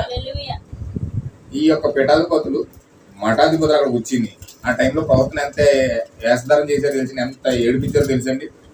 నువ్వు గనక ఈ గుడ్డోడు గనక పళ్ళు ఇవ్వకపోతే, ఈ గ్రౌండ్ లో ఉన్న ఏ వ్యక్తిని స్వస్థపరచకపోతే నువ్వు అబద్ధ ప్రవర్తన నిన్ను ఓడించి అవమానించి నిన్ను ఇప్పుడు నీ దేశానికి పంపిస్తాం, జాగ్రత్తగా. మత మార్పిడి చేస్తావా, అది చేస్తావా, ఇది చేస్తావని అంత బ్లాక్మెయిల్ చేసి మా ఆచారాలు అయ్యి అది ఇది అని చెప్పి ఎన్నో విషయాలు చెప్పుకొని ప్రవర్తన ఎంత టార్చర్ పెట్టారంటే మామూలు టార్చర్ కాదండి. చాలా అవమానపడ్డాడు, చాలా భయంకరంగా నిందించబడ్డాడు, హేళన చేయబడ్డాడు. ఇవన్నీ పడుతున్నా సరే ఆయనకి తెలుసు, ఆల్రెడీ 3 సంవత్సరాల క్రితం దర్శనం చూశాడు. ఆ దర్శనం ఆయన జీవితంలో మెదులుతూ ఉంది. ఏం జరగబోతుందని తెలుసు. ఈయన ఏమి అన్ని తిట్టేస్తున్నారు కదా, నా దేవుడిని చూపించమంటావా, నేను రోషంగా బైబిల్ నమ్ముతున్నాను, నేను రోషంగా దేవుడిని నమ్ముతున్నాను, నా దేవుడు అంటే ఏంటి చూపించమంటావా అని ఈయన స్టెప్లు వేసేయలేదు. అది జరిగే వరకు, ఆయన సమయం వచ్చే వరకు మెల్లగా ఉన్నాడు అక్కడ. ఎందుకని ఆయన ఆల్రెడీ ముందుగానే దర్శనం చూశాడు. ఆ దర్శనాన్ని బట్టి ఈయన ఏం జరగబోతున్న సమయం వచ్చే వరకు అలా మౌనంగానే ఉన్నాడు. హల్లెలూయా. యేసుక్రీస్తు కూడా సముద్రంలో పడవలో ఏం జరగబోతుందో ముందు దర్శనం చూశాడు. ఆ లాజరు యొక్క ముందు దర్శనం ఎప్పుడో చూసేశాడు. అది 4 రోజుల తర్వాత కుళ్ళిపోతుంది, కుళ్ళిపోయిన తర్వాత బాడీని కట్టేసేస్తారు, ఆ తర్వాత నన్ను తీసుకెళ్తారు, నేను పిలుస్తాను, ఆ లాజరు బయటకు వస్తాడు. ఇదంతా ముందుగానే యేసుక్రీస్తు కలిగి ఉన్నాడు. హల్లెలూయా. అందుకే ఆయన ఏ మాత్రం కూడా కదలలేదు, మెదలలేదు. ఆ పడవలో శుభ్రంగా నిద్రపోతున్నాడు. ఆయన నిరీక్షణ కలిగి ఉండే విషయంలో మనం ఏకాగ్రతను విడవకూడదు. కారణము ఇప్పుడు కనుగొన్నాం. అది మన యొక్క పితరుడైన అబ్రహాము ద్వారా అది మనకు ఇవ్వబడింది. ఆ యొక్క వాగ్దానమును ఇచ్చి దానిని గురించి ఒట్టు పెట్టుకున్న దేవుడు ఆయనే దానిని నమ్మకముగా నెరవేర్చువాడై ఉన్నాడు, మరియు ఆయన దాన్ని చేయను. హల్లెలూయా. అబ్రహాం యొక్క సంతానం అనగా శరీర సంబంధముకు యూదులే అనుకుంటారు. అయితే అబ్రహాము నుండి ఇస్సాకు ద్వారా యేసు క్రీస్తు వచ్చాడు. క్రీస్తు ద్వారా ఆయన లోకమును దీవించబడ్డాడు. దీని గురించి అబ్రహాము ద్వారా నైన సంతానము అనగా యేసు క్రీస్తు ద్వారా, ఆయన ద్వారా భూమి మీద ఉన్న సకల గోత్రముల వారు ఈ యొక్క నిబంధన కిందకు తేబడి ఉన్నారు. ఆమేన్, హల్లెలూయా. ఇప్పుడు అబ్రహాం యొక్క నిజమైన సంతానం అందరూ అనుకుంటారట, యూదులే అనుకుంటారట, ఇజ్రాయెల్ దేశమే అనుకుంటారట. కానీ ఇక్కడ ప్రవక్త చెప్తున్నాడు, గలతీ పత్రికలో పౌలు గారు కూడా చెప్పాడు ఏమనంటే, అబ్రహాం యొక్క నిజమైన సంతానం ఇస్సాకు కాదు, యూదులు కాదు, ఇస్మాయిలు కాదు, ఆ యొక్క నిజమైన సంతానం ఎవరంటే యేసుక్రీస్తు అయి ఉన్నాడు అంటున్నాడు. చదువుతాం ఒకసారి, మనం గలతీ పత్రిక చూద్దాం ఒకసారి, బైబిల్ చూపిస్తాను మీకు. అది గలతీ పత్రిక, కొంచెం నేను స్పీడ్గా వెళ్తానండి. 3వ అధ్యాయము 16వ వచనం, 3:16.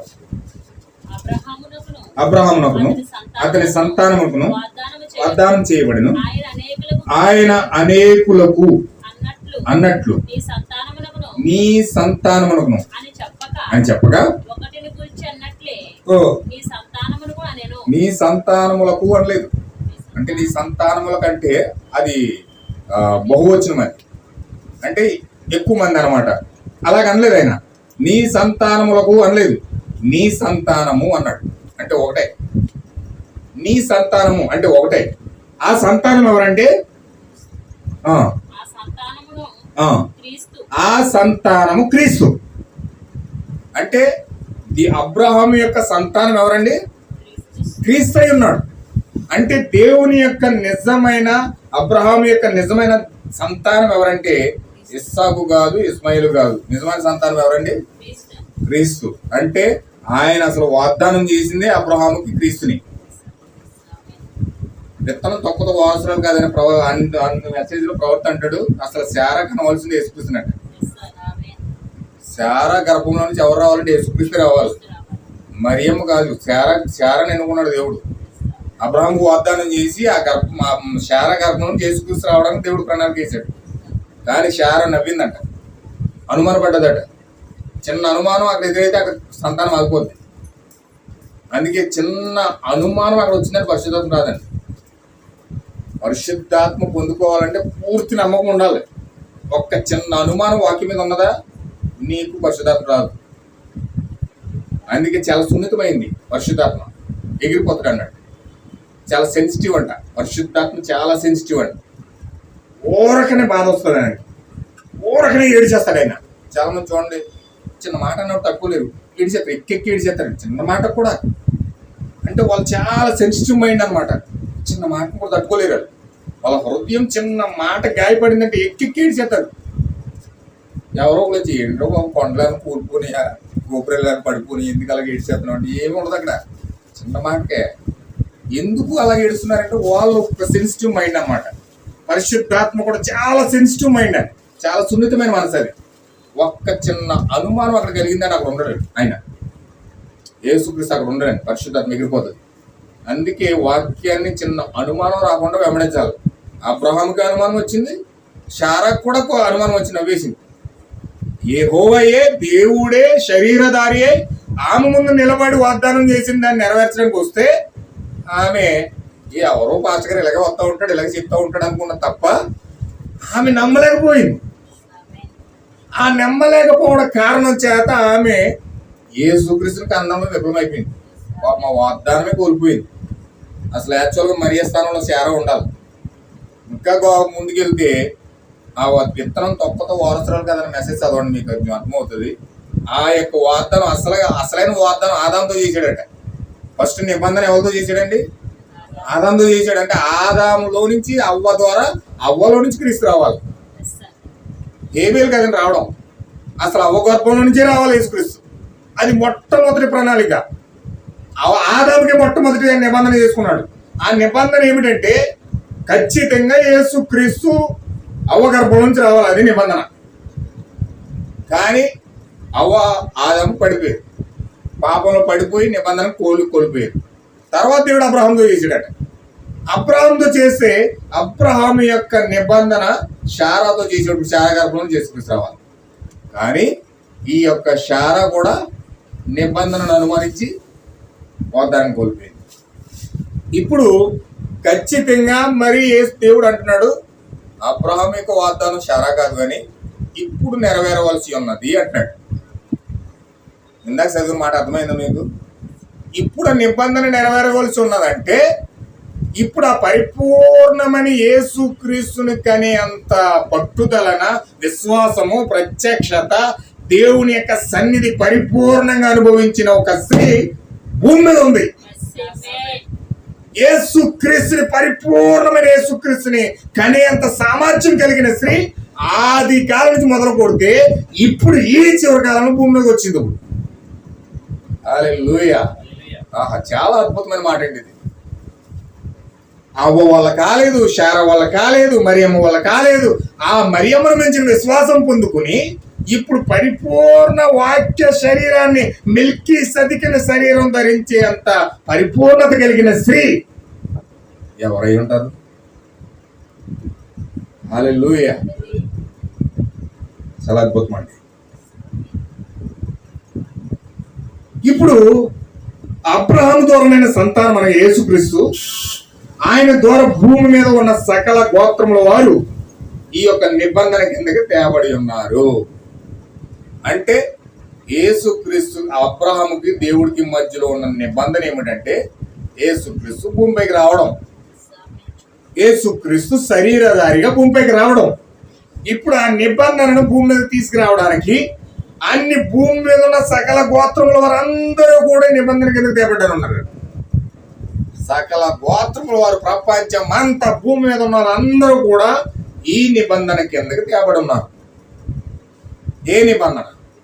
రక్తం యొక్క నిబంధన, వర్తమానం యొక్క నిబంధన, గొర్రె పిల్ల యొక్క నిబంధన.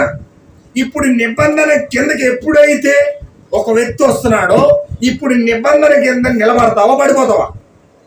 పడిపోయింది, శారా పడిపోయింది, మరియమ్మ పడిపోయింది. ఇప్పుడు నీవు నిలబడతావా, పడిపోతావా? పడిపోయే వాళ్ళు వధువు కాదు, అవిశ్వాసంతో అనుమానించి వెంబడించే వాళ్ళు వధువు కాదు, దేవుని యొక్క పిల్లలు కాదు. వాక్యాన్ని వెంబడించాలంటే పరిపూర్ణమైన విశ్వాసం కావాలి. పరిపూర్ణమైన విశ్వాసంతో వెంబడించుట వారికి మాత్రమే దేవుడు నిబంధన కింద తీసుకొస్తా ఉన్నాడు. హల్లెలూయా. అంటే అబ్రహాముతో చేసిన నిబంధన ఇప్పుడు ఈ రోజు నీ మీద, నా మీద పనిచేస్తుంది. ఈ నిబంధన కింద మనం ఇక్కడ నిలబడి విశ్వాసంతో వాక్యాన్ని వెంబడిస్తామా లేదా పడిపోతామా? ఇది అందుకే మొన్న ఆదివారం మొన్న మీకు ప్రభురాత్రి భోజనం ఇచ్చినప్పుడు చెప్పాను మీకు. ఆ మెసేజ్ని మళ్ళీ తీసుకొచ్చాడు దేవుడు. ఏంటంటే ప్రభురాత్రి భోజనం అంటే ప్రమాణం అన్నాడు. ఏంటండి ప్రభురాత్రి భోజనం అంటే ప్రమాణం. ఆ రొట్టె మీద, రక్తం మీద మనం చెయ్యేసి ప్రమాణం చేసి, ప్రభువా నేను నిన్ను పొందుకుంటున్నాను, నేను నీతో విశ్వాసంతో నిన్ను వెంబడిస్తాను, నీ రక్తం కింద నేను ఉంటాను, నీ వాక్య ప్రకారంగా నేను నడుస్తానని ప్రమాణం చేసి ద్రాక్షారసము, రొట్టె తీసుకో. అంటే నీ ప్రమాణానికి సాక్ష్యం ఏదంటే రొట్టె, రక్తం. మరి ఆ ప్రమాణం మీరు ఎంతవరకు ఇంటికాడికి వెళ్ళి ఆ ప్రమాణం ప్రకారం మీరు నడిచారో లేదో మనకు తెలియదు. హల్లెలూయా. అది చూస్తున్న దేవుడు తెలుసు. అయితే ఇది ఒక ప్రమాణం. ఇప్పుడు ఈ ప్రమాణం దేవుడు చేశాడు, ఒక మనిషితో చేశాడు దేవుడు. ఒక మనిషితో, అబ్రహాముతో దేవుడు వాగ్దానం చేశాడు, ప్రమాణం చేశాడు. ఎలా ప్రమాణం చేశాడు తెలుసు?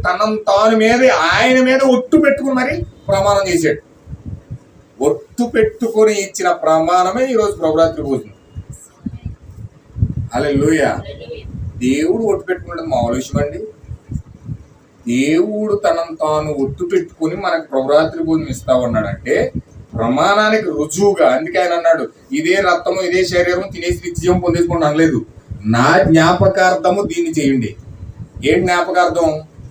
నేనేమై ఉన్నానో, మెల్కీ సెదెకుగా నేను ఏ విధంగా నీ యొద్దకు వస్తా ఉన్నానో దాన్ని నువ్వు పొందుకోవడానికి, గొప్ప యువరాజును నువ్వు తీసుకురావడానికి, నీ గర్భంలో యువరాజును పొందుకోవడానికి, ప్రభువు యేసుక్రీస్తును పరిపూర్ణ విశ్వాసంతో బయటికి తీసుకురావడానికి నీకు ఇవ్వబడిన ప్రమాణమే ప్రభురాత్రి భోజనం.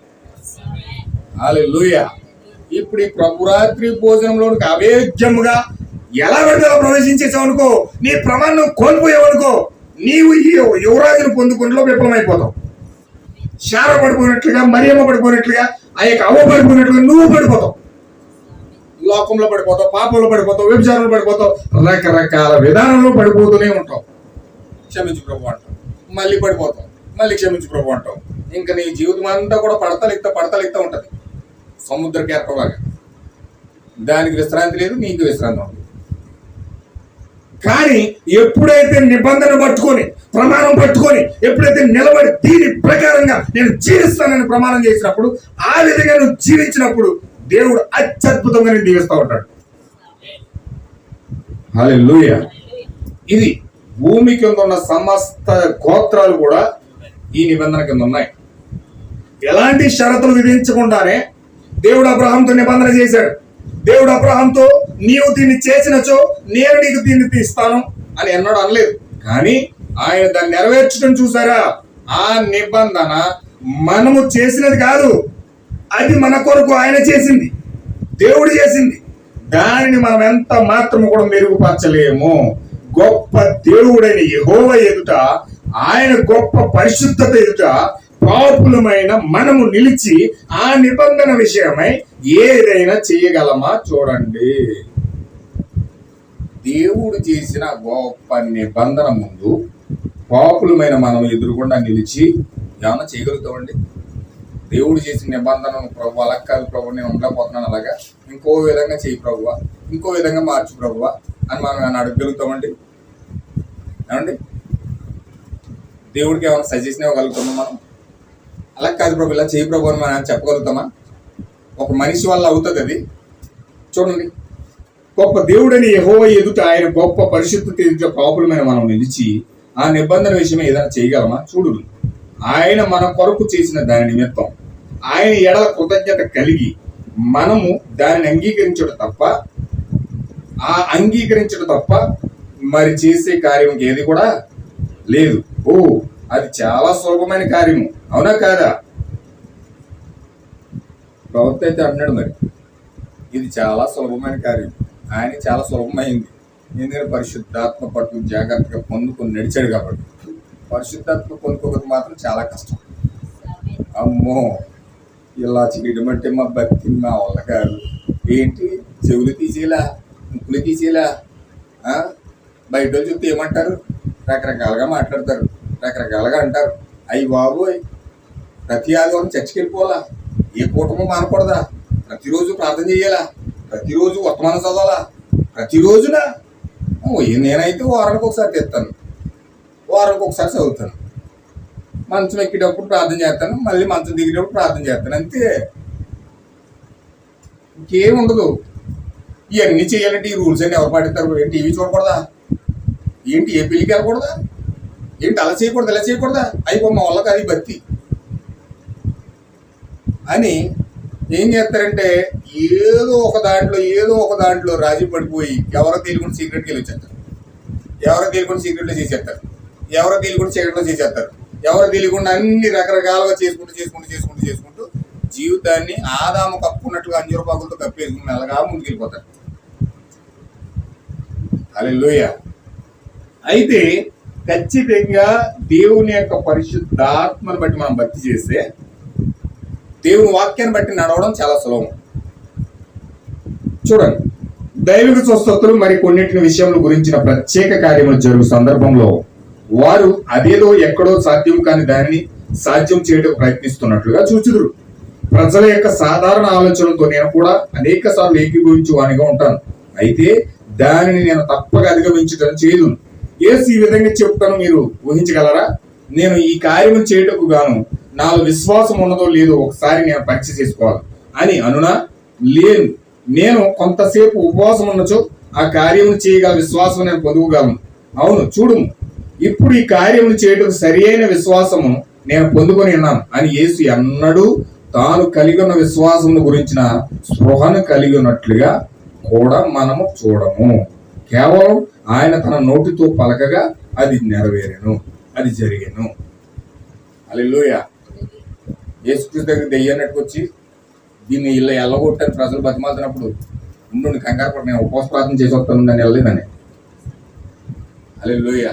ఆయన అలా చెప్పలేదండి. ఎవరన్నా పేషెంట్ని తీసుకొచ్చారనుకోండి, మనమైతే ప్రార్థన చేస్తాం, ప్రార్థన చేసి అది జరుగుతుందో జరగదో మనకు కూడా తెలియదు, పొందుకునేవాడికి తెలియదు, పొందుకునే వారికి తెలియదు. ప్రార్థన ఏదో నమ్ముతారు, అలాగా ఏకీభవిస్తారు, జరిగితే జరిగినట్టు, లేకపోతే లేదు అన్నట్టు ఉంటుంది. కానీ యేసుక్రీస్తు యొక్క విశ్వాసం అలా లేదని. ఆయన విశ్వాసం ఖచ్చితంగా ఆయన నోటితో పలుకుతుంటే జరుగుతూ ఉంది. నేను ప్రార్థన చేసి వస్తానండు, కొంచెం ఉపవాసం ఉండి వస్తానండు, కొంచెం వాక్యం చదువు వస్తానండు, బాగా బలమైన విశ్వాసం పొందుకున్నప్పుడు ప్రార్థన చేస్తే కార్యాలు జరుగుతాయి అన్నట్టుగా ఆయన ప్రవర్తన లేదు. ఆయన ప్రవర్తన అంతా చాలా విశ్వాసంతో, అంటే ముందుగానే అన్నిటికీ సిద్ధపడడం, రాత్రంతా ప్రార్థించడం, పగలంతా సువార్త చేయడం. ఏ దెయ్యాన్ని ఓడించే శక్తి స్థామని ఆయన కలిగి ఉన్నాడు. ఏ రోగాన్ని ఓడించే శక్తి స్థామని ఆయన కలిగి ఉన్నాడు. ఏ దెయ్యాన్నైనా పాతాళం అంతా కదులు వచ్చినా సరే ఓడించడానికి శక్తి సామర్థ్యము పరిశుద్ధాత్మ అభిషేకం ఆయన కలిగి ఉన్నాడు. ఆమేన్, హల్లెలూయా. ఎందుకు కలిగి ఉన్నాడంటే గొప్ప విషయం ఏంటంటే అస్సలైన మెల్కీసెదెకు ఆయన శరీరం ఉన్నాడు. ఇది అసలు ఆయన యొక్క విజయ రహస్యం ఏంటంటే ఆ గొప్ప మెల్కీసెదెకు ఆయన హృదయంలో జీవిస్తున్నాడు. మెల్కీసెదెకు ఉన్న ఏ హృదయమైనా సరే అవిశ్వాస పడక, తత్తర పడక, తొందర పడక, ఎవరైనా సరే చాలా నిలకడగా దెయ్యాన్ని ఓడించడానికి, దెయ్యాన్ని బంధించడానికి వారు ఎంత మాత్రం కూడా భయపడకుండా సంతోషంతో వారు ముందుకు వెళ్తారు. దేనికి భయపడరు, దేనికి అవిశ్వాస పాలైపోరు, దేనికి అధైర్యపడిపోరు, దేనికి కంగారైపోరు, దేనికి అల్లరిపోలైపోరు, భయంతో నింపబడిపోరు. చాలా మందికి ఏదన్నా సమస్య వస్తుందంటే భయము భయము భయము, నరాలు స్తంభించపోయే అంత భయము వాళ్ళు వెంబడిస్తారు. అనేక భయాలు వెంబడిస్తాయి. మరణ భయం, రోగం గురించిన భయం, అప్పుల భయం, సంసార భయం, కుటుంబాల భయం, ఎన్నో భయాలు ఉన్నాయి. అడుగడుగున భయాలు వెంబడిస్తాయి మనుషుల్ని. ఏదో భయం వెంబడిస్తూ ఉంటుంది. భయం లేని మనిషి లేడు. అసలైన రోగం ఏంటంటే అతి భయంకరమైన రోగం ఏంటంటే భయమే. ఈ కాలం ప్రవర్తన దెయ్యం శాస్త్రంలో దెయ్యాలన్నింటికంటే పెద్ద దెయ్యం అంటే భయం అంట. దెయ్యాలన్నింటికంటే పెద్ద దెయ్యం భయం అంట. ఏ దెయ్యం రావాలని ముందు ఆ భయమే వస్తుంది. ఆ దెయ్యం వస్తుందని ఫస్ట్. అప్పుడు ఆ దెయ్యం వచ్చి భయపెట్టి మిగతా దెయ్యం వస్తుంది. అందుకే భయపడని మనిషి లేడు ఈ రోజు. ఏదో ఒక భయం, ఏదో ఒక భయం. కానీ దేవుని యొక్క నిజమైన విశ్వాసం కలిగిన వ్యక్తికి భయం ఉండదు. పౌలు అంటాడు, ప్రేమలో భయం లేదంటాడు. ప్రేమలో ఏం లేదండి? భయం లేదు. నిజమైన దేవుని ప్రేమ మనం పొందుకుంటే మన జీవితంలో భయం ఉండదు. ఏదో జరిగిపోద్ది, ఏమైపోద్ది, ఏమైపోద్ది, ఏదో భయపడిపోయి ముందుకు వెళ్తూ ఉంటాం. ఆ భయమే అనేక జబ్బుల కారణం. అనేక భయంకరమైన ప్రాబ్లమ్స్ కారణం ఏంటంటే భయమే. భయపడడం వల్ల బీపీ వస్తుంది, భయపడడం వల్ల షుగర్ వస్తుంది, భయపడడం వల్ల హార్ట్ అటాక్ వస్తుంది, భయపడడం వల్లే రకరకాల రోగాలన్నీ వస్తాయి, నరాలు స్తంభించిపోతాయి. భయమే గుండెను స్పీడ్ తగ్గించేద్దాం. ఏ వయసుగా వయసు ఎంత కొట్టుకోవాలంటుంది గుండె. ఆ గుండె కొట్టుకునే విధానంలో భయం ఎప్పుడైతే ఎంటర్ అయిందో గుండె కొట్టుకునే విధానం స్లో అయిపోతూ ఉంటుంది. బ్లడ్ సర్క్యులేషన్ ఆగిపోతుంది, స్లో అయిపోతుంది. అది తిరగవలసిన స్పీడ్లో బ్లడ్ సర్క్యులేషన్ తిరగదు, స్తంభించిపోతుంది. ఆ స్తంభించిపోయినప్పుడు బ్రెయిన్ స్టాప్ అయిపోతుంది. ఆలోచన అందులో బ్లడ్ సర్క్యులేషన్ తిరుగుతూ ఉంటేనే ఆలోచన తిరుగుతూ ఉంటుంది. బ్లడ్ సర్క్యులేషన్ అలా తక్కువైంది అనుకోండి, ఆలోచన కూడా అందదు, తట్టదు. అప్పుడు అతను స్తంభించిపోయి ఇంకా మిక్కిలి భయం తిరిగిపోతూ ఉంటాడు.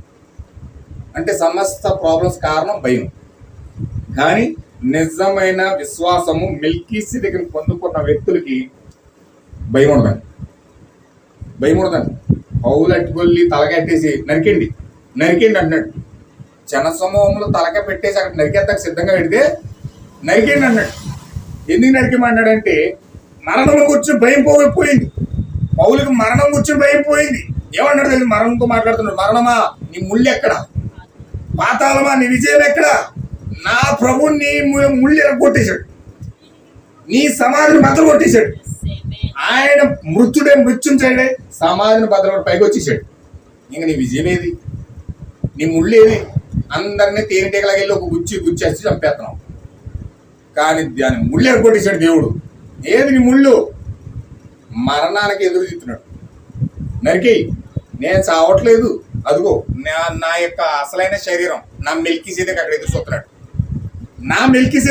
చూస్తున్నాడు. అక్కడికి వెళ్ళిపోతాను నేను ఇప్పుడు. ఆమేన్, హల్లెలూయా. పౌలు గారి ధైర్యం చూడండి. ఎందుకని మరణానికి కూడా భయపడతలేదంటే ఎంత ధైర్యం ఉండాలండి, అది ఎంత గట్స్ ఉండాలి.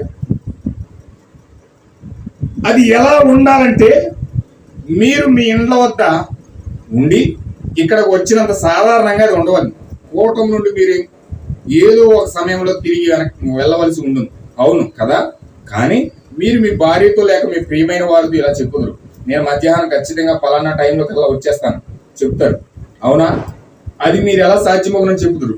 మీరు ఏదో ఒక గొప్ప అద్భుతం చేయగలను అనే నమ్మకంతోను మీలో నేను ఆ టైం చేరుకోగల నమ్మకం ఉండుట చేతన నేను ఆ యొక్క డ్రైవింగ్ నైపుణ్యమును బట్టి చేరగలని నమ్మకమును ఉండుట వలన అయితే మీరు మామూలుగానే కారు ఇంజన్ స్టార్ట్ చేసి సాధారణంగానే ప్రయాణించి ఇంటికి చేరుకుంటారు, అంతే. చూసారా, ఇదంతా మనలోనే మనకు తెలియని రీతిగా ఉండే నమ్మకమే మనం నడిపిస్తా ఉంది. హల్లెలూయా. ప్రతి క్షణం కూడా నడిపించేది ఏంటంటే నమ్మకం. నరసాపురం వెళ్ళి వచ్చేస్తానంటాను, దారిలో యాక్సిడెంట్ అవ్వచ్చు, లేకపోతే ఏదైనా జరగవచ్చు, ఏదైనా కారణాలు ఏ ఉండొచ్చు, అదే కొద్దిరి కింద ఆడుకోవచ్చు. కానీ నా నమ్మకం ఏంటంటే నరసాపురం వెళ్ళొచ్చేస్తాను, ఇంటికాడ చెప్పి వెళ్తాను, వెళ్ళొచ్చేస్తానండి. అది నా నమ్మకం. అంటే మధ్యలో ఏదో జరుగుతుందో, నేను ఏదో అయిపోతానో ఆ అభిప్రాయంతో వెళ్ళను. ఒకవేళ అదే అభిప్రాయంతో వెళ్తే ఏం జరగవచ్చు, ఇంకా నేను తలంచాను కాబట్టి. కానీ ఏం కాకుండా విశ్వాసంతో నేను వెళ్ళొచ్చేస్తానని ఎప్పుడైతే చెప్పానో ఆ నమ్మకం ఏం చేస్తుందండి? నడిపిస్తుంది. చూడండి, ప్రభుత్వం మాట చెప్పాడు, నిద్ర అనేది మరణం అంట. నిద్ర అనేది మరణం అంటే ఒక వ్యక్తి పడుకుంటున్నాడంటే ఆల్మోస్ట్ మరణంలోకి వెళ్ళొచ్చాడు. ఆ చచ్చిపోయిన తర్వాత నా ఆత్మ బయటకు వస్తుందట, శరీరం బయటకు వచ్చి తిరుగుతూ ఉంటుందట. అని గవాలని నిద్ర లేపిన వ్యక్తికి కళ్ళు వదిలిపోతాడు, టెన్షన్ ఉంటాడు, అదురుగా ఉంటాడు. మళ్ళీ అతని ఆత్మ అతను వచ్చేదాకా అతను స్పృహ రాదు, ఆత్మ అలా తిరుగుతూ ఉంటుంది. గబాలను ఒక వ్యక్తి లేపించాను కంగారు, కానీ అతను కంగారు అయిపోతాడు, అతని కంగారు చూసి నువ్వు కంగారు అయిపోతావు, అలా ఉంటుంది. కానీ ఖచ్చితంగా నిద్రలో ఉన్నప్పుడు సడన్ గా లేపేయకూడదు, ఎందుకంటే ఆత్మ బయటకు వెళ్ళిపోతుంది. నిద్ర అంటే మరణం అంటే శరీరం విడిచి ఆటోమేటిక్ బయటకు వస్తుంది. ఇప్పుడు ఆల్మోస్ట్ నైట్ నిద్రపోయిన తర్వాత తెల్లారి వరకు ఆత్మ అలా విహారం చేస్తుందట. అందుకే పిచ్చి కాలం వచ్చేది, ఎక్కడెక్కడ తిరిగేస్తుంది ఆత్మ వెళ్ళి, పిచ్చి అని ఎక్కడెక్కడ చుట్టూ వచ్చేస్తుంది. ఎందుకంటే ఆత్మ బయట తిరుగుతూ ఉంటుంది. ఏ శ్మశానంలోకి వెళ్తుందో, లేకపోతే ఏ గుళ్ళోకి వెళ్తుందో, లేకపోతే ఎక్కడెక్కడికి వెళ్తుందో తెలీదు. అవి పెరిగిపోతున్నట్టు ఈ పెరిగిపోతున్నట్టు ఎక్కడెక్కడ ఏదో అనుభవించుకుంటూ ఆయన నువ్వు లెగుద్దామంటే లేగలేవు, నీ స్పృహ ఉండదు, నీ కాలు జరుపుదామంటే జరుపుకోలేవు, ఏదో అయిపోతున్నట్టు ఉంటుంది. ఎందుకంటే నీ శరీరంలో స్పృహ లేదంటే కారణం ఏంటంటే ఆత్మ లేదు అక్కడ. వీళ్ళు అనుకుంటారు, కొంతమంది అంటారు, రాత్రి నా మీద గాలి అడిపోయిందండి, నొక్కేస్తుందండి ఏదో అట్టుకుని. చాలా మంది చెప్తారు, నొక్కేస్తుందండి ఏదో నొక్కట్లేదు, అని ఆత్మ బయటకు వచ్చింది కాబట్టి నీ శరీరం లెగలేదు, స్పృహ ఉండదు అక్కడ. అంటే దాని స్పృహ ఉండలేదంటే ఏదో నొక్కేస్తుందని కాదు, బయటికి వెళ్ళింది విహారయాత్రకి. ఇప్పుడు ఆ యొక్క ఆత్మ తెల్లారి లెగుస్తుందనే నమ్మకంతో నువ్వు రాత్రి నిద్రకు ఉపక్రమిస్తావు, అంతేనండి. నువ్వు ఎన్ని ప్లాన్లు వేస్తావు అంటే తెల్లారి లేసి నేను అది చేయాలి, ఇది చేయాలి, అక్కడికి వెళ్ళాలి, ఇక్కడికి వెళ్ళాలి, చాలా ప్లాన్లు వేసేస్తావు, చాలా ప్లాన్లు వేసి పడుకుంటావు. ఈ ప్లాన్లన్నీ ఎందుకు వేస్తావు అంటే రాత్రి ఏదో అయిపోద్దని ప్లాన్తో పడుకో. నువ్వు ఖచ్చితంగా నేను రేపు పొద్దుట తిరిగి లేస్తాను, లేచిన తర్వాత నేను పని చేస్తాను అనే నమ్మకంతో పడుకుంటావు. కాబట్టి ఆ నమ్మకమే రేపు పొద్దుట నేను లేపుతున్నాడు. హల్లెలూయా. అంటే నీ విశ్వాసానికి మూలమైన పునాది ఏంటంటే నమ్మకం. నమ్మకముతో మనము ప్రభువును వెంబడిస్తేనే ఆ ప్రభు యొక్క ఆత్మ మన జీవితంలోకి వస్తుంది. కానీ నమ్మకం లేకుండా, ఒక సాధారణమైన విశ్వాసం లేకుండా మనము వాక్యమును వెంబడిస్తే మనం ఏ మేలు పొందుకోలేము. హల్లెలూయా. క్రీస్తుతో కూడా అదే విధంగా ఎండును. మీరు అనాలోచితంగానే ఆ కార్యము చెప్పుదురు, అది వాక్యముగా ఉండును, అదే దానిని జరిగించును, దాని నుండి వారు సహాయం పొందుకునేదరు, అంతకు మించి మీరు ఏది ఉండదు. ఇప్పుడు దేవుడు తనకంటే గొప్ప దేవుడు లేనందున తనపైనే తానే ప్రమాణం చేసుకున్నాడు. మనమందరము కూడా ఇప్పుడు ఈ గొప్ప మెల్కీసెదెక్, గొప్ప రాజకుమారుడు మరియు రాజు అనగా ఒక అంశం కొరకు మనం చూద్దాం. చూడండి, దేవుడు తన తోడు అని ప్రమాణం చేసి నిత్యముగా నేను నిన్ను ఆశీర్వదింతును, నిత్యంగా నిన్ను విస్తరింపజేసేదను అని చెప్పాడు. ఈ కారణం చేత అతడు ప్రతి దేశమునందును వృద్ధి చెందవలసి ఉన్నది. సువార్త మూలంగా క్రీస్తు ద్వారా ఇప్పుడు అది ధర్మశాస్త్ర ప్రకారంగానే అంత దూరం అభివృద్ధి పొందుట జరగదు. సున్నతి గల వారి వరకు మాత్రమే అది జరుగుతుంది. అప్పుడు అది యూదులకు మాత్రమే పరిమితమైనది ఉండను. పరిశుద్ధాత్మ కిందకి దిగి వచ్చినప్పుడు ప్రతి ఒక్క హృదయము ఆయన సున్నతి పరచును. చూడుము, అన్ని దేశాల్లోని దేవదేవుడు అబ్రహాము అన్ని దేశముల్లోనూ అభివృద్ధి పరిచాను. ఆ మాట నమ్మి అతడు ఓర్పుతో సహించి ఆ వాగ్దాన ఫలం పొందెను. ఆయన దాని యందు ఎలా నిలిచి ఉన్నాడు? అబ్రహాము గొప్ప నిరీక్షణ కలిగిన వాడే ఆ వాగ్దానం స్వతంత్రించుకున్నాడు. నిరీక్షణ కలిగి ఉండుట అనగా దాన్ని చూచుటే ఉన్నది. అదృశ్యమైన దేవుడు తన ఎదుట నిలిచి ఉన్నట్టుగానే ఆయన చూచాడు. తాను కలిగి ఉన్న నిరీక్షణను గురించి ఎంతో సహనంతో పోరాడి తనకివ్వబడిన వాగ్దానమును స్వతంత్రించుకున్నాడు. ఇదంతయు ఒక వింతైన కార్యము అనుకుంటాం. అది దేవుడు కిందకి దిగి వచ్చి రావడం, వాగ్దానం చేయడం, అది నెరవేర్చినట్లుగా పనులు జరిగించాడు. ఆయన దాన్ని చేసి ఉన్నాడు. అన్న దేవాలయంలో ఉండి ప్రార్థించుచుండగా అప్పుడు అక్కడికి వచ్చిన ఏలి ఆమెను చూసి ఆమె మత్తురాలుగా ఉన్నదని తలంచాడు. అప్పుడేమే నేను మద్యం తాగలేదు కానీ దేవుడు నా యొక్క నిందను నా నుండి తొలగించమని తీసివేయమని నేను ప్రార్థించుచున్నాను అన్నది. అప్పుడు ప్రభువైన దేవుడు నీ మనవులు అంగీకరించునని నీ మనవి నీకు అనుగ్రహించునని చెప్పాడు. అటు తర్వాత దేవుడు ఒక చిన్న సమయలను అన్న చేతుల్లో ఉంచినట్లుగా మనకు తెలియను. జరిగినదంతయు మనకు తెలియను. ఆయన సమస్తము చేయగల ఒక సృష్టికర్త. తన నోటితో పలుకుట ద్వారా దానిని మునికిలోనికి తేగలడు. అప్పటికప్పుడు ఒక శిశువును సృష్టించి అన్న చేతిలో ఉంచగలడు కూడా. మనకు తెలిసిన విధముగా శిశువు 9 నెలల పాటు తల్లి గర్భంలో ఉండి బయటికి రావాల్సి ఉంటుంది. ఆయన తలుచుకుంటే వెంటనే శిశువుని ఇవ్వగలడు. అయితే ఆయన అలాగూ చేయక మొదటిగా వాగ్దానం ఇచ్చాను. ఆ వాగ్దానం ఆమె స్వతంత్రించుకున్నది. దేవుడు మోషేతో ఇవన్నీ చెప్తున్నాడు. ఇవన్నీ కూడా ఒక్కొక్కటిగా ప్రవక్త మాట్లాడుతూ ఉన్నాడు. మీకు అర్థమవుతుంది అనుకుంటున్నాను నేను. అబ్రహాము దగ్గరికి వచ్చాడు, అన్న దగ్గరికి వచ్చాడు, మళ్ళీ ఇక్కడ మోషే దగ్గరికి వెళ్తా ఉన్నాడు. అంటే ఈ గ్రంథం అంతా ఏం జరుగుతుందంటే ఫస్ట్ వాగ్దానం చేయడం, దేవుడు వాగ్దానం చేస్తా ఉన్నాడు. ఆ వాగ్దానం మనం స్వతంత్రించుకున్నప్పుడు, ఆ వాగ్దానాన్ని మనం పొందుకున్నప్పుడు ఇప్పుడు ఆ వాగ్దాన ప్రకారంగా దేవుడు క్రియారూపం తలుస్తూ ఉన్నాడు. 3 కార్యాలు జరుగుతున్నాయి ఇక్కడ. ఒకటి, దేవుడు వచ్చి వాగ్దానం చేయడం. రెండోది, వాగ్దానం స్వతంత్రించుకున్న తర్వాత దేవుడు దాన్ని వచ్చి ఫుల్ఫిల్ చేయడం. 3 కార్యాలు జరుగుతున్నాయి ఇక్కడ. అంటే దేవుడు వాగ్దానం చేసినప్పుడు వాగ్దానం మనం స్వతంత్రించుకోవాలి. మనం చేయాల్సిన డ్యూటీ ఏంటంటే వాగ్దానాన్ని స్వతంత్రించుకోవాలి. ఆ స్వతంత్రించుకునబడిన తరువాత దేవుడు వచ్చి ఆ యొక్క వాగ్దానాన్ని ఫుల్ఫిల్ చేస్తాడు. 3 కార్యాలు జరుగుతున్నాయి ఇక్కడ. హల్లెలూయా. అబ్రహాం దగ్గర అదే జరిగింది, అన్న దగ్గర అదే జరిగింది. చూడండి, దేవుడు తలుచుకుంటేనంట అన్నకి అప్పటికప్పుడు ఆ సమయాలను తయారు చేసి చేతులెట్టగలడు. సమయాలు కలుగుడు కాకుండా వచ్చేస్తాడు, ఇలా తీసుకెళ్ళి అన్న చేతులెట్టేస్తాడు. నిమిషాలు జరిగిపోద్ది. సినిమాలు చూస్తాం కదండి, ఉషా అన్నప్పుడు వచ్చేస్తుంది. అలా చేసేయగలడు దేవుడు. కానీ దేవుడి యొక్క తత్వం అటువంటిది కాదు. దేవుడు అలా చేయడు.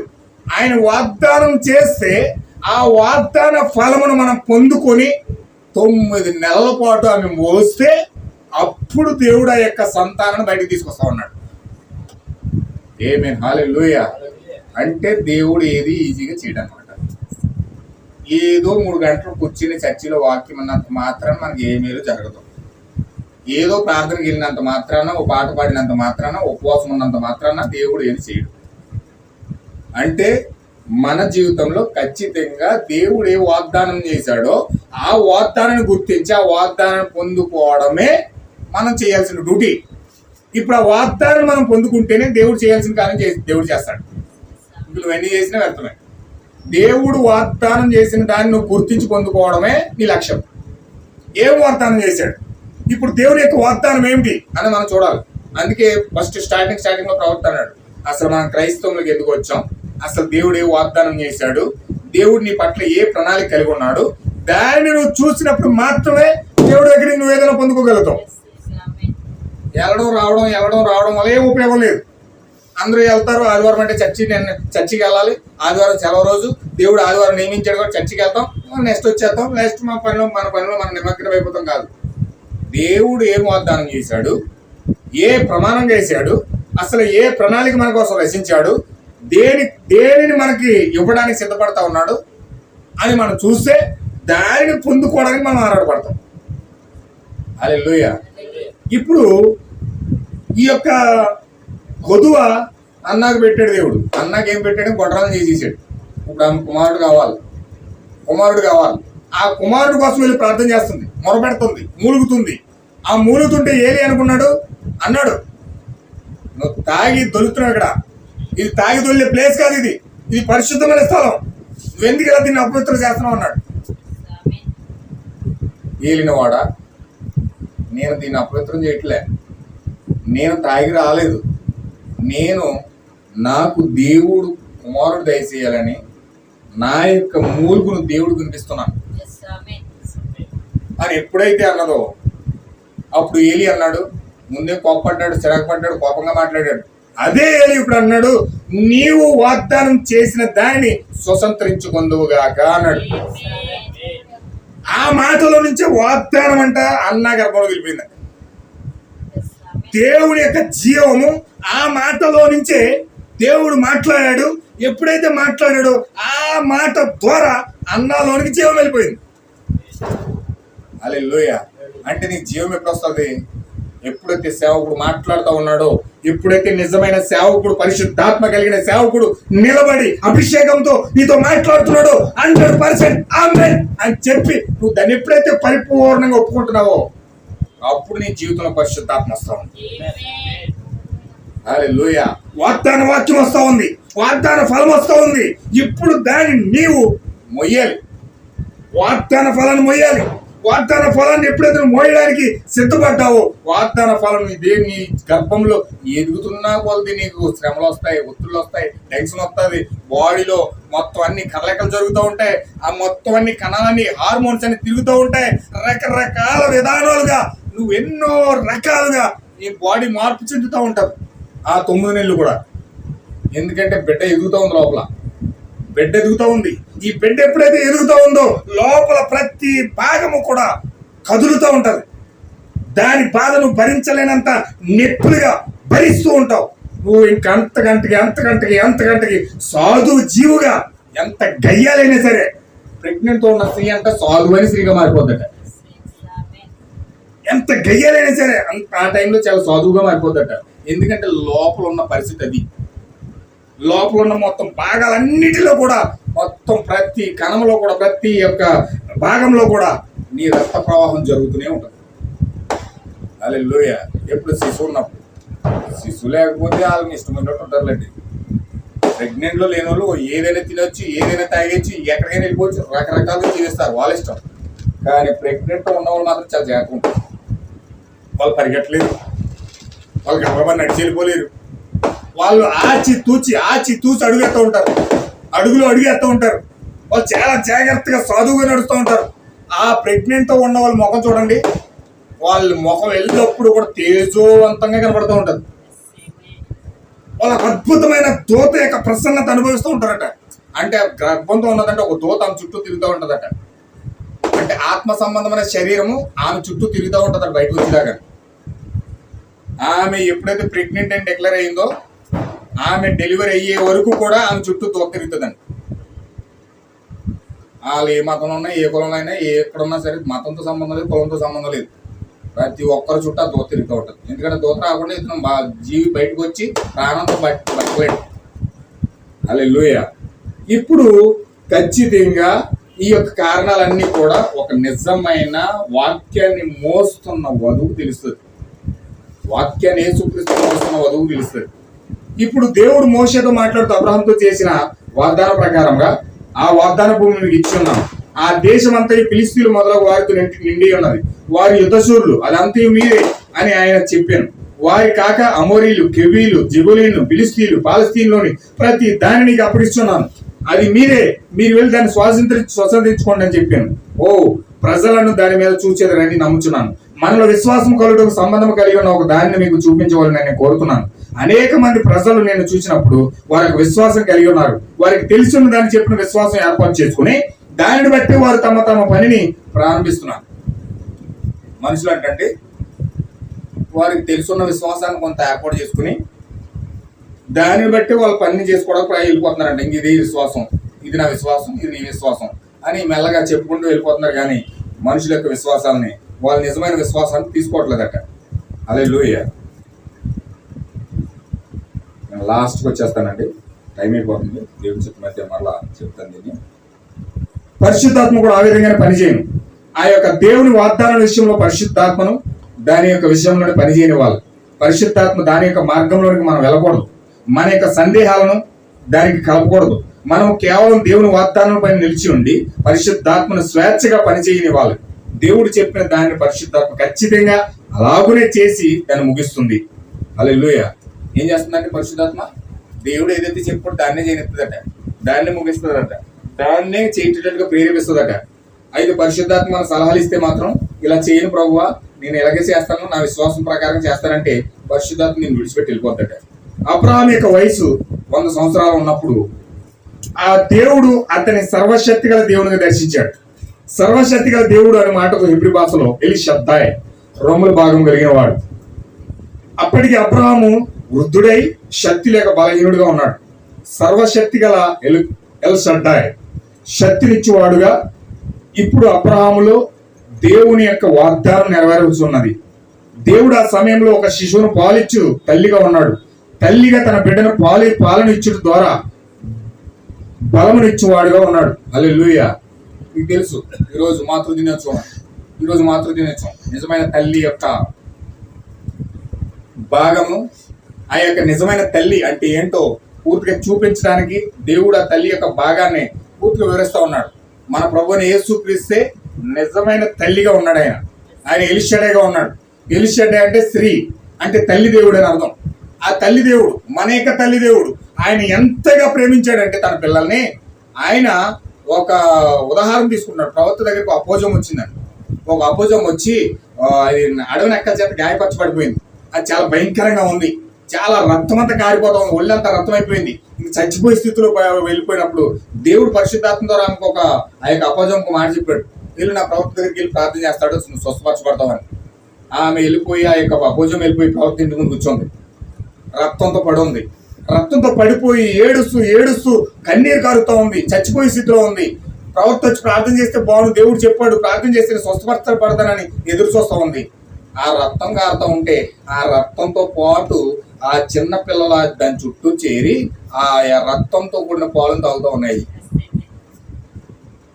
అదేమో చచ్చిపోతూ ఉంది. చచ్చిపోయే స్థితిలో ఉన్నప్పటికీ తన పిల్లలకు పాలు ఇస్తుంది. నిజమైన తల్లి తన సొంత కొడుకు చూసుకోదండి.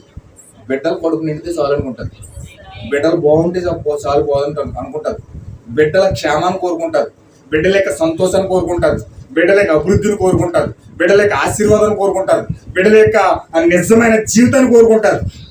హల్లెలూయా. నిజమైన తల్లి నిజమైన కుమారుడు యొక్క భవిష్యత్తు కోరుకోవాలంటే విలాప వాక్యాలు చెప్తున్నాడు. విలాప వాక్యాలు ఏమంటున్నాడంటే నిజమైన తల్లి అని చెప్పడానికి ఆ తల్లి అంట తన బిడ్డల కోసం మొట్టమొదటి జామున లేచి 3 గంటల సమయంలో తన బిడ్డల కోసం మొరపెడుతుందట. ఆమె నిజమైన తల్లి. మంచి ఇస్త్రీ బట్టలు తొడిగించేసినంత అన్న, లేకపోతే చికెన్ బిర్యానీ మటన్ బిర్యానీ చేసినంత మాత్రాన, లేకపోతే ఆ యొక్క అన్ని రకరకాల కార్యాలన్నీ పిల్లలకు చేసినంత మాత్రాన ఆమె తల్లి అనిపించుకోదు. నిజమైన తల్లి ఆమె కాదు. తన బిడ్డలను ప్రేమించే ఏ నిజమైన తల్లి అయినా సరే మొట్టమొదటి జామున తెల్లారి గంటలు 3 గంటలు లేచి తన బిడ్డల కోసం మొరపెడుతుందట. అలా మొరపెట్టినది ఏ తల్లి కుమారుడు కూడా భవిష్యత్తులో ఏ మాత్రం కూడా దారితో ఉన్నట్లుగా చరిత్రలోనే లేదు. హల్లెలూయా. ప్రతి ప్రవక్త కూడా సాక్ష్యం ఇచ్చింది ఏంటంటే ఈ యొక్క కాలంలో జాన్ వెస్లీ చెప్తా ఉన్నాడు. 17వ శతాబ్దం ప్రవక్త జాన్ వెస్లీ 18 మంది సంతానం అండి. 18 మంది సంతానం. ఈ 18 మంది సంతానంలో 17వ జాన్ వెస్లీ ఆయన ప్రవక్త అయిన తర్వాత సేవకుడైన తర్వాత వాక్యం చెప్తా ఉన్నప్పుడు ఒక సందర్భం వస్తే నేను ఈ స్థితిలోనికి రావడానికి గల కారణం ఏంటంటే నా తల్లి యొక్క కన్నీటి ప్రార్థనలో నేను కొట్టుకొచ్చాను అన్నాడు. హల్లెలూయా. ఒక ఆయన సువార్థికుడు అయ్యాడు, ఒక ఆయనేమో చక్కగా పాటలు రాస్తూ ఉండేవాడు, ఒక ఆయన ప్రవక్త అయ్యాడు. 18 మంది సంతానంలో ఏ ఒక్కరు కూడా తప్పిపోలేదండి. అందరూ కూడా ఎంత అద్భుతమైన సంతోషంతో దేవుని సేవలో నిలబడ్డారంటే అది కేవలం తన తల్లి యొక్క ప్రార్థన. ఒక 2 పిల్లలు చక్కబెట్టడానికి మనకి నెత్తి తలపైన తోకొస్తుంది. 2 పిల్లలు చక్కబెట్టడానికి ఈ రోజు భయంకరంగా అలసట పడిపోయి ఎన్ని పాటలు పడాలన్ని పాటలు పడుతున్నారు ఈరోజు ప్రజలు, స్త్రీలు ముఖ్యంగా. ఆ రోజు 17 మంది 18 మంది పిల్లల్ని ఎలా చక్కబెట్టింది, ఏ విధంగా చక్కబెట్టింది. ప్యాంట్ వేయాలని ఒకడు వస్తాడు, షర్ట్ వేయాలని ఒకడు వస్తాడు, అన్నం పెట్టని ఒకడు వస్తాడు, పప్పుల కొనని ఒకడు వస్తాడు. ఇంతమంది సంతానాన్ని చక్కబెట్టి ఎప్పుడు ఆమె ప్రార్థన చేసింది, ఎప్పుడు ఇంత ప్రయోజనం చేసింది, ఎప్పుడు ఇంతగా ఆమె పోరాటం చేసింది. మీరు ఒకసారి ఆలోచించండి. నిజమైన తల్లి యొక్క పాత్ర ఏదంటే రేయి మొట్టమొదటి జామున రేచి ప్రార్థించిన తల్లే నిజమైన తల్లి అన్నాడు ప్రవక్త. హల్లెలూయా. ఆ తల్లి ప్రార్థిస్తే ఆ నిజంగా ఆ యొక్క ప్రార్థన పరలోకానికి వెళ్ళిపోతుంది నేరుగా. ఆ తల్లి యొక్క రోదన. ఒకరోజు బిల్లి పాలు ప్రవక్త బిల్లి బ్రహ్మంగా దగ్గర వచ్చి అన్నాడు, డాడీ నేను పరిశుద్ధాత్మను పొందుకున్నాను, నేను పరిశుద్ధాత్మను పొందుకున్నాను, నాకు చాలా హ్యాపీగా ఉంది, నాకు చాలా సంతోషంగా ఉంది, నేను ఆ ఆత్మను పొందుకుని అనుభవిస్తా ఉన్నాను అని సంతోషంగా వణుకుతూ గడగడలాడుతూ ప్రవక్త దగ్గరికి వచ్చి బిల్లి పాలు చెప్తున్నాడు. అప్పుడు బిల్లి ప్రవక్త అన్నాడు, ప్రైజ్ గాడ్, నీ తల్లి యొక్క ప్రార్థన పరలోకం చేరింది అన్నాడు. హల్లెలూయా. అంటే తన కుమారుడు పరిశుద్ధాత్మ పొందుకోవడం గల కారణం ఎవరో తెలుసా? విలియం బ్రహ్మం చెప్తున్నాడు, నీ తల్లి యొక్క ప్రార్థన ఇప్పుడు పరలోకం చేరింది అన్నాడు. నిజమైన మాతృదేవత. సరే, నీకు చాక్లెట్ కొని పెడతానే, నీకు ఐస్ క్రీమ్ చేసి పెడతానే, నీకు చికెన్ బిర్యానీ చేసి పెడతానే, నీకు మంచి కాలేజీలో జాయిన్ చేస్తానే, నీకు మంచి బట్టలు కొనిపిస్తానే, నీకు మంచి చక్కరైన ఏర్పాట్లన్నీ చేస్తానే, నువ్వు చాలా బాగా ఉండు ఆయన అని పెట్టి చక్కగా చేసేవరకు రేపు ఆడి నేను తిరగకూడదు అని అన్నాడు. ఆడిని తిరగకూడదు అంటాడు. తల్లిని కూడా తల్లి అని గౌరవించలేని పిల్లలు ఉన్నారు ఈరోజు. ఏమే ఏంటే అంటారు తల్లిని. తల్లి అన్న సంగతి కూడా తెలియదు. ఏరా ఏంట్రా అంటాడు తండ్రిని. అంటే తండ్రిని ఎలా గౌరవించాలో కూడా తెలియదు. అంటే ఈరోజు ఏం నేర్పిస్తున్నారు వీళ్ళు? ఆ యొక్క జీవితంలో లేని ప్రార్థన, వారి యొక్క మనస్సాక్షి, వారి యొక్క జీవితం దేవుని సన్నిధిలో పెట్టకుండా, వారి కన్నీటి ప్రార్థన చేయకుండా వెళ్ళిపోతా, కాలంతో గడిచిపోతే వెళ్ళిపోయి గోతులో పడతారు. అప్పుడు తెలిసి గోతులో పడ్డ తర్వాత అప్పుడు అర్థమవుతుంది తల్లిదండ్రుల యొక్క పాపం చేసిన 14 ధరలు ఎంటాడుతుందట. తల్లిదండ్రులు పాపం చేసిన పుణ్యం చేసిన 14 ధరలు ఎంటాడుతుందట. నీవు క్షీణించిపోయి నశించిపోయి భయంకరంగా లోకంలో తిరుగుతున్నటువంటి కారణం తల్లిదండ్రి. తల్లిదండ్రుల పాత్ర చాలా ఉందండి. మాతృ దినోత్సవం అనే ఆ యొక్క అపోజం ఎందుకు అలా ఏడుస్తుందంటే, ఏడుస్తూ చచ్చిపోతూ కూడా బిడ్డలు పాలిస్తుంది. ఆ రోజే మాతృ దినోత్సవం వచ్చింది. తర్వాత బయటకు వచ్చి చూస్తే అది పాలిస్తుంది. ఆ పక్కన ఫ్రెండ్ అనుకున్నాడు, బయటకి ఎదిగిపోయి అయిపోతుంది, దాని శ్రమ నేను చూడలేకపోతున్నాను, చంపెత్తే బెటర్ అని చెప్పి గన్న పట్టుకొచ్చేటప్పుడు పరిగెత్తింది. గన్న పట్టుకుని వస్తే దాని పరిస్థితి అలా ఉంది. మరి బాధ చూడలేక చంపెత్తి చచ్చిపోతుంది కదా, బాధ నేను చూడలేని బాబోయ్ అని గన్న పట్టుకొచ్చాడు. తర్వాత ఆపి వద్దు చేయొద్దు, మనం అలా చంపకూడదని చెప్పేసి గన్న తీసేసుకున్నాడు. చూసేసాడు, వెళ్ళిపోయాడు. ఆ దాన్ని చూసి ఈయన మాతృదినోత్సవం అమ్మ ప్రేమ అంటే ఏంటో ప్రసంగం చేసేసాడు. ప్రసంగం చేసేసి మళ్ళీ వచ్చేసి ఇంటికి వచ్చేటప్పుడు అది అలాగే ఉంది. అక్కడే కూర్చొని ఉంటే గదిలోకి వెళ్ళి ప్రార్థన చేయడం మొదలెట్టాడు. ఏంటి ప్రభు దాని పరిస్థితి ఏంటి? నేనే పంపించాను దాన్ని, నువ్వు ప్రార్థన చేస్తే వెళ్ళి స్వస్థపడుతుంది, వెళ్ళి ప్రార్థన చేయన్నాడు. అయ్యో నన్ను క్షమించి ప్రభు, నేను కనుగొనలేకపోయాను, నాకు సారీ అని చెప్పి పరుగులు వెళ్ళి దాని మీద చెయ్యించి ఎప్పుడైతే ప్రార్థన చేశాడో వెంటనే అది స్వస్థత పొందుకున్నాను. స్వస్థత పొందుకున్న రోడ్ అవతలకి వెళ్ళి ఇలా చూసి బాయ్ గాడ్ బ్లెస్ యు సహోదరుడా అన్నట్టుగా చెప్తుందంట. హల్లెలూయా. నిజంగా తల్లి యొక్క ప్రేమ చాలా గొప్పదండి. ఆ తల్లి నిజమైన పిల్లల్ని ప్రేమించడానికి కానీ అర్థం ఏంటంటే తన జీవితం దారిపోస్తుంది, ప్రార్థిస్తుంది. అందుకే నిజమైన తల్లి దేవుడు, మన దేవుడు ప్రభువు యేసుక్రీస్తు నీకు నాకు రక్షణ ఇవ్వడం కోసం, నీకు నాకు ఆ యొక్క జీవనం ఇవ్వడం కోసం ఆ గెచ్చమనే తోటలో నీరు రక్తమైపోయేలాగా, చెమట రక్తమైపోయేలాగా రేయింబవలు కూడా అక్కడ ప్రార్థిస్తున్నాడట.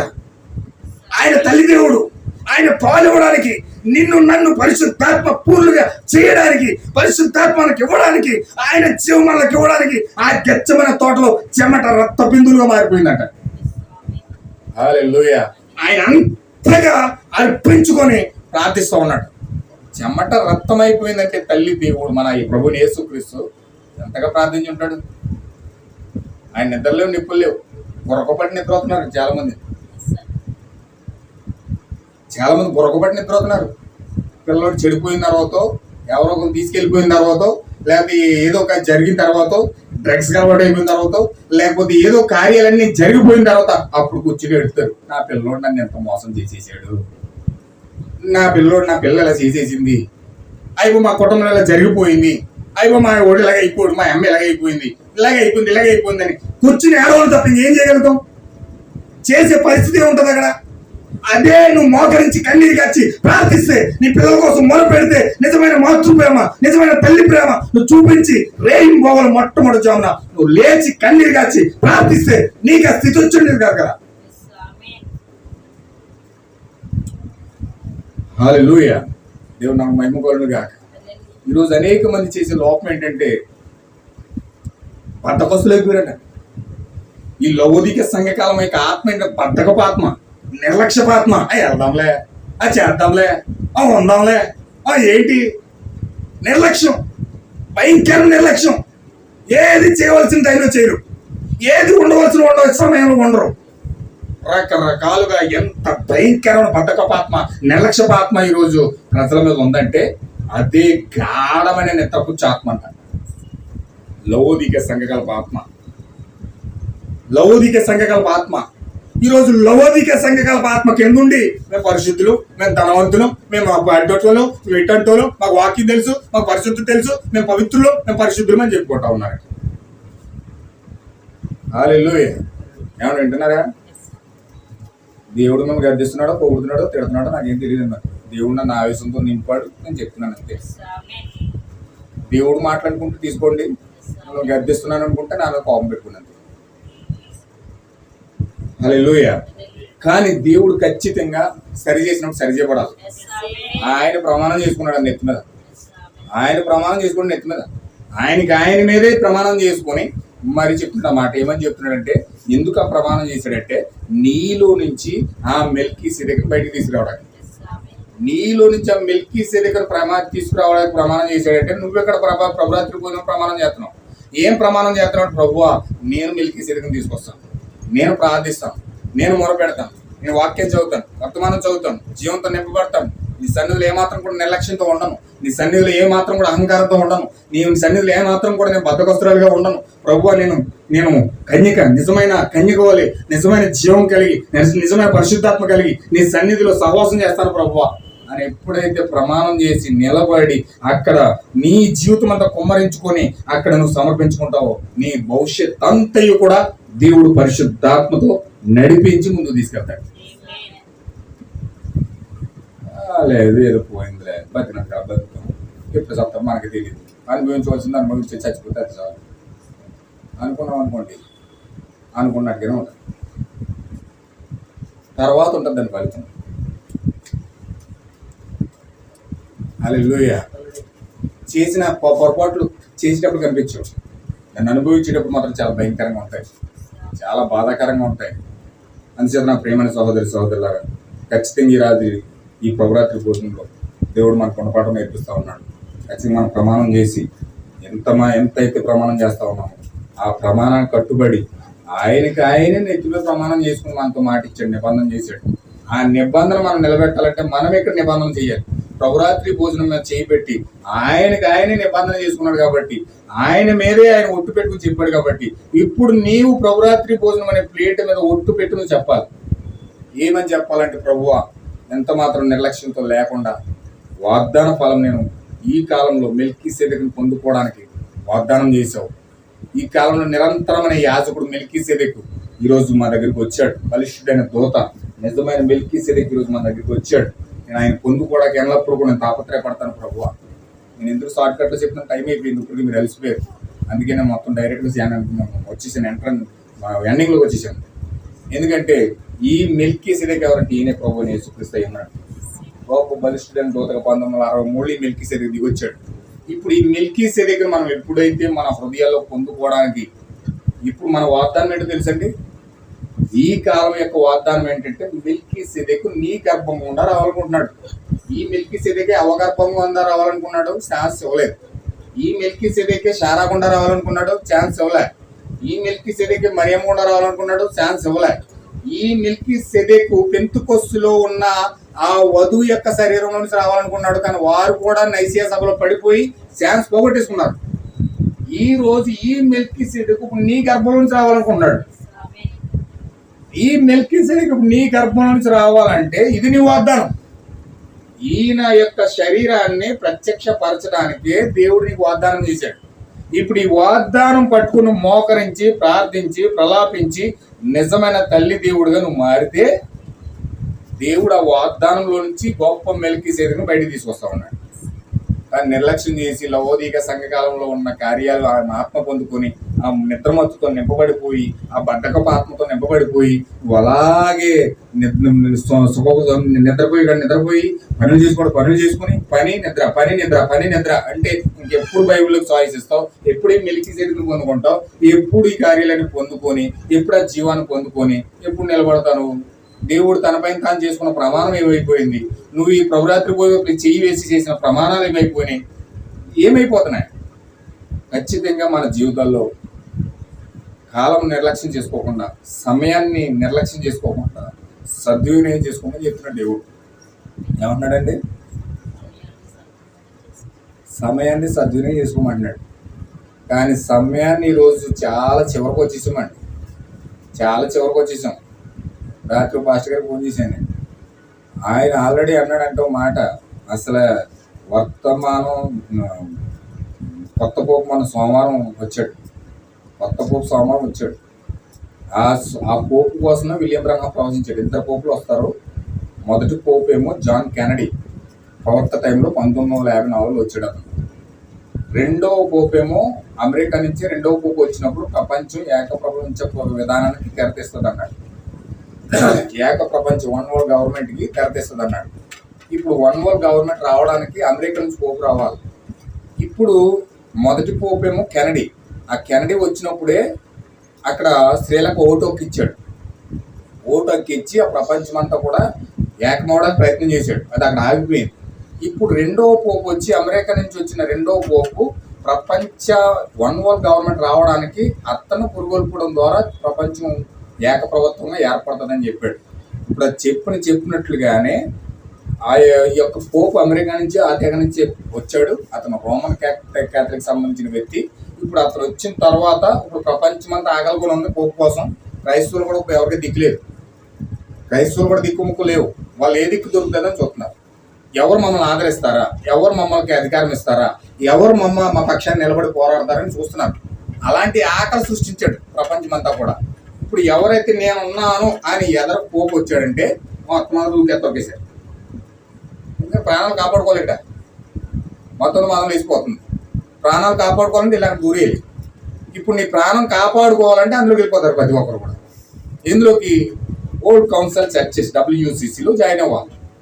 ఇప్పుడు ఆ యొక్క పాస్టర్ జాయిన్ అయ్యాడంటే ఆ పాస్టర్ కింద వాళ్ళు అందరూ కూడా అందులో జాయిన్ అయినట్టే. ఇప్పుడు దాన్ని బయటికి తీసుకురావడానికి పోపు వచ్చాడు.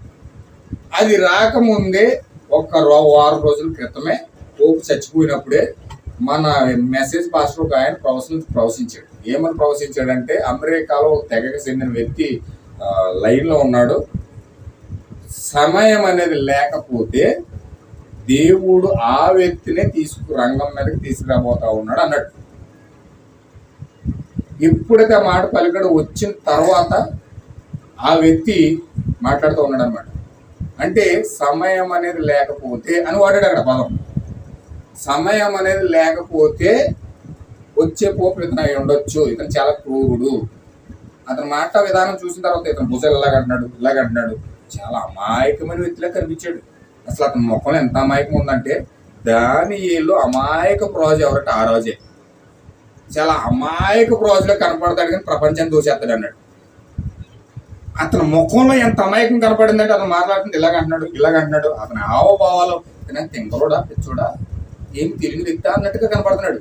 కానీ అతను ప్రపంచాన్ని మొత్తం కుయ్యెత్తుగా దోసేసే వ్యక్తి. అంత తెలివితేటలు, అమోఘమైన తెలివితేటలు ఉన్న వ్యక్తి దానియేలు చెప్పాడు అలాగా. కానీ ఇప్పుడు ఈ కాలంలో ప్రవశించబడినట్లుగా అతను వచ్చాడు. సమయం అనేది లేనే లేదు, పూర్తిగా క్లోజ్ అయిపోయింది. అయితే మనం పూర్తిగా నిర్లక్ష్యపాత్మతోనో బద్ధకపాత్మతోనో ముందుకు వెళ్తే ఖచ్చితంగా మన జీవితంలో చాలా నష్టపోతాం. నష్టపోయిన తర్వాత బాధపడితే ఏం సుఖం లేదండి. అందుచేత ఖచ్చితంగా నా దీపాలు వెలిగించుకొని మనం ఖచ్చితంగా వాక్యం కోసం పోరాడి ఉన్నన్ని రోజులే శుభ్రంగా ప్రార్థన చేసి దేవుని యొక్క మహాకృపను బట్టి ఆ ప్రమాణాన్ని మనం పొందుకొని వాగ్దానాన్ని పొందుకొని ఎప్పుడైతే మెల్కీసెదెకును ప్రత్యక్షపరిచే అంత స్థితిలో మనం వెళ్ళామో అప్పుడు దేవుడు మనల్ని అద్భుతమైన శక్తిగా మార్చి రూపాంతరపరిచి మధ్యాకాశం తీసుకెళ్తా ఉన్నాడు. హల్లెలూయా. ఇక్కడ మధ్యాకాశంలోకి వెళ్ళే విషయం కోల్పోయామంటే ఆ పరిస్థితి చాలా తీవ్రంగా ఉంటుంది. దానిలో మనం పడకుండా ఉండాలని ప్రార్థన చేద్దాం. దేవుడు వాక్యం దీవించును గాక. దేవుడి మీద మాట్లాడాడు కాబట్టి ప్రభురాత్రి భోజనం కోసం ఎంతో అద్భుతంగా దేవుడు మనతో మాట్లాడాడు, మనం గర్తించాడు, సరిచేయాలని దేవుడు ఇష్టపడతా ఉన్నాడు. ఖచ్చితంగా ఈరోజు మన జీవితంలో ప్రార్థన కలిగి ఉండాలి. గొప్ప మెల్కీసెదెకును కలుసుకోవడానికి దేవుడు ద్వారం తెరిచాడండి. ఈరోజు నీకు నాకు గొప్ప మెల్కీసెదెకు బలిష్ఠుడైన దూతగా ఆయనే రంగంలోకి వచ్చాడు. ఆయన నీతో మాట్లాడుతూ ఉన్నాడు.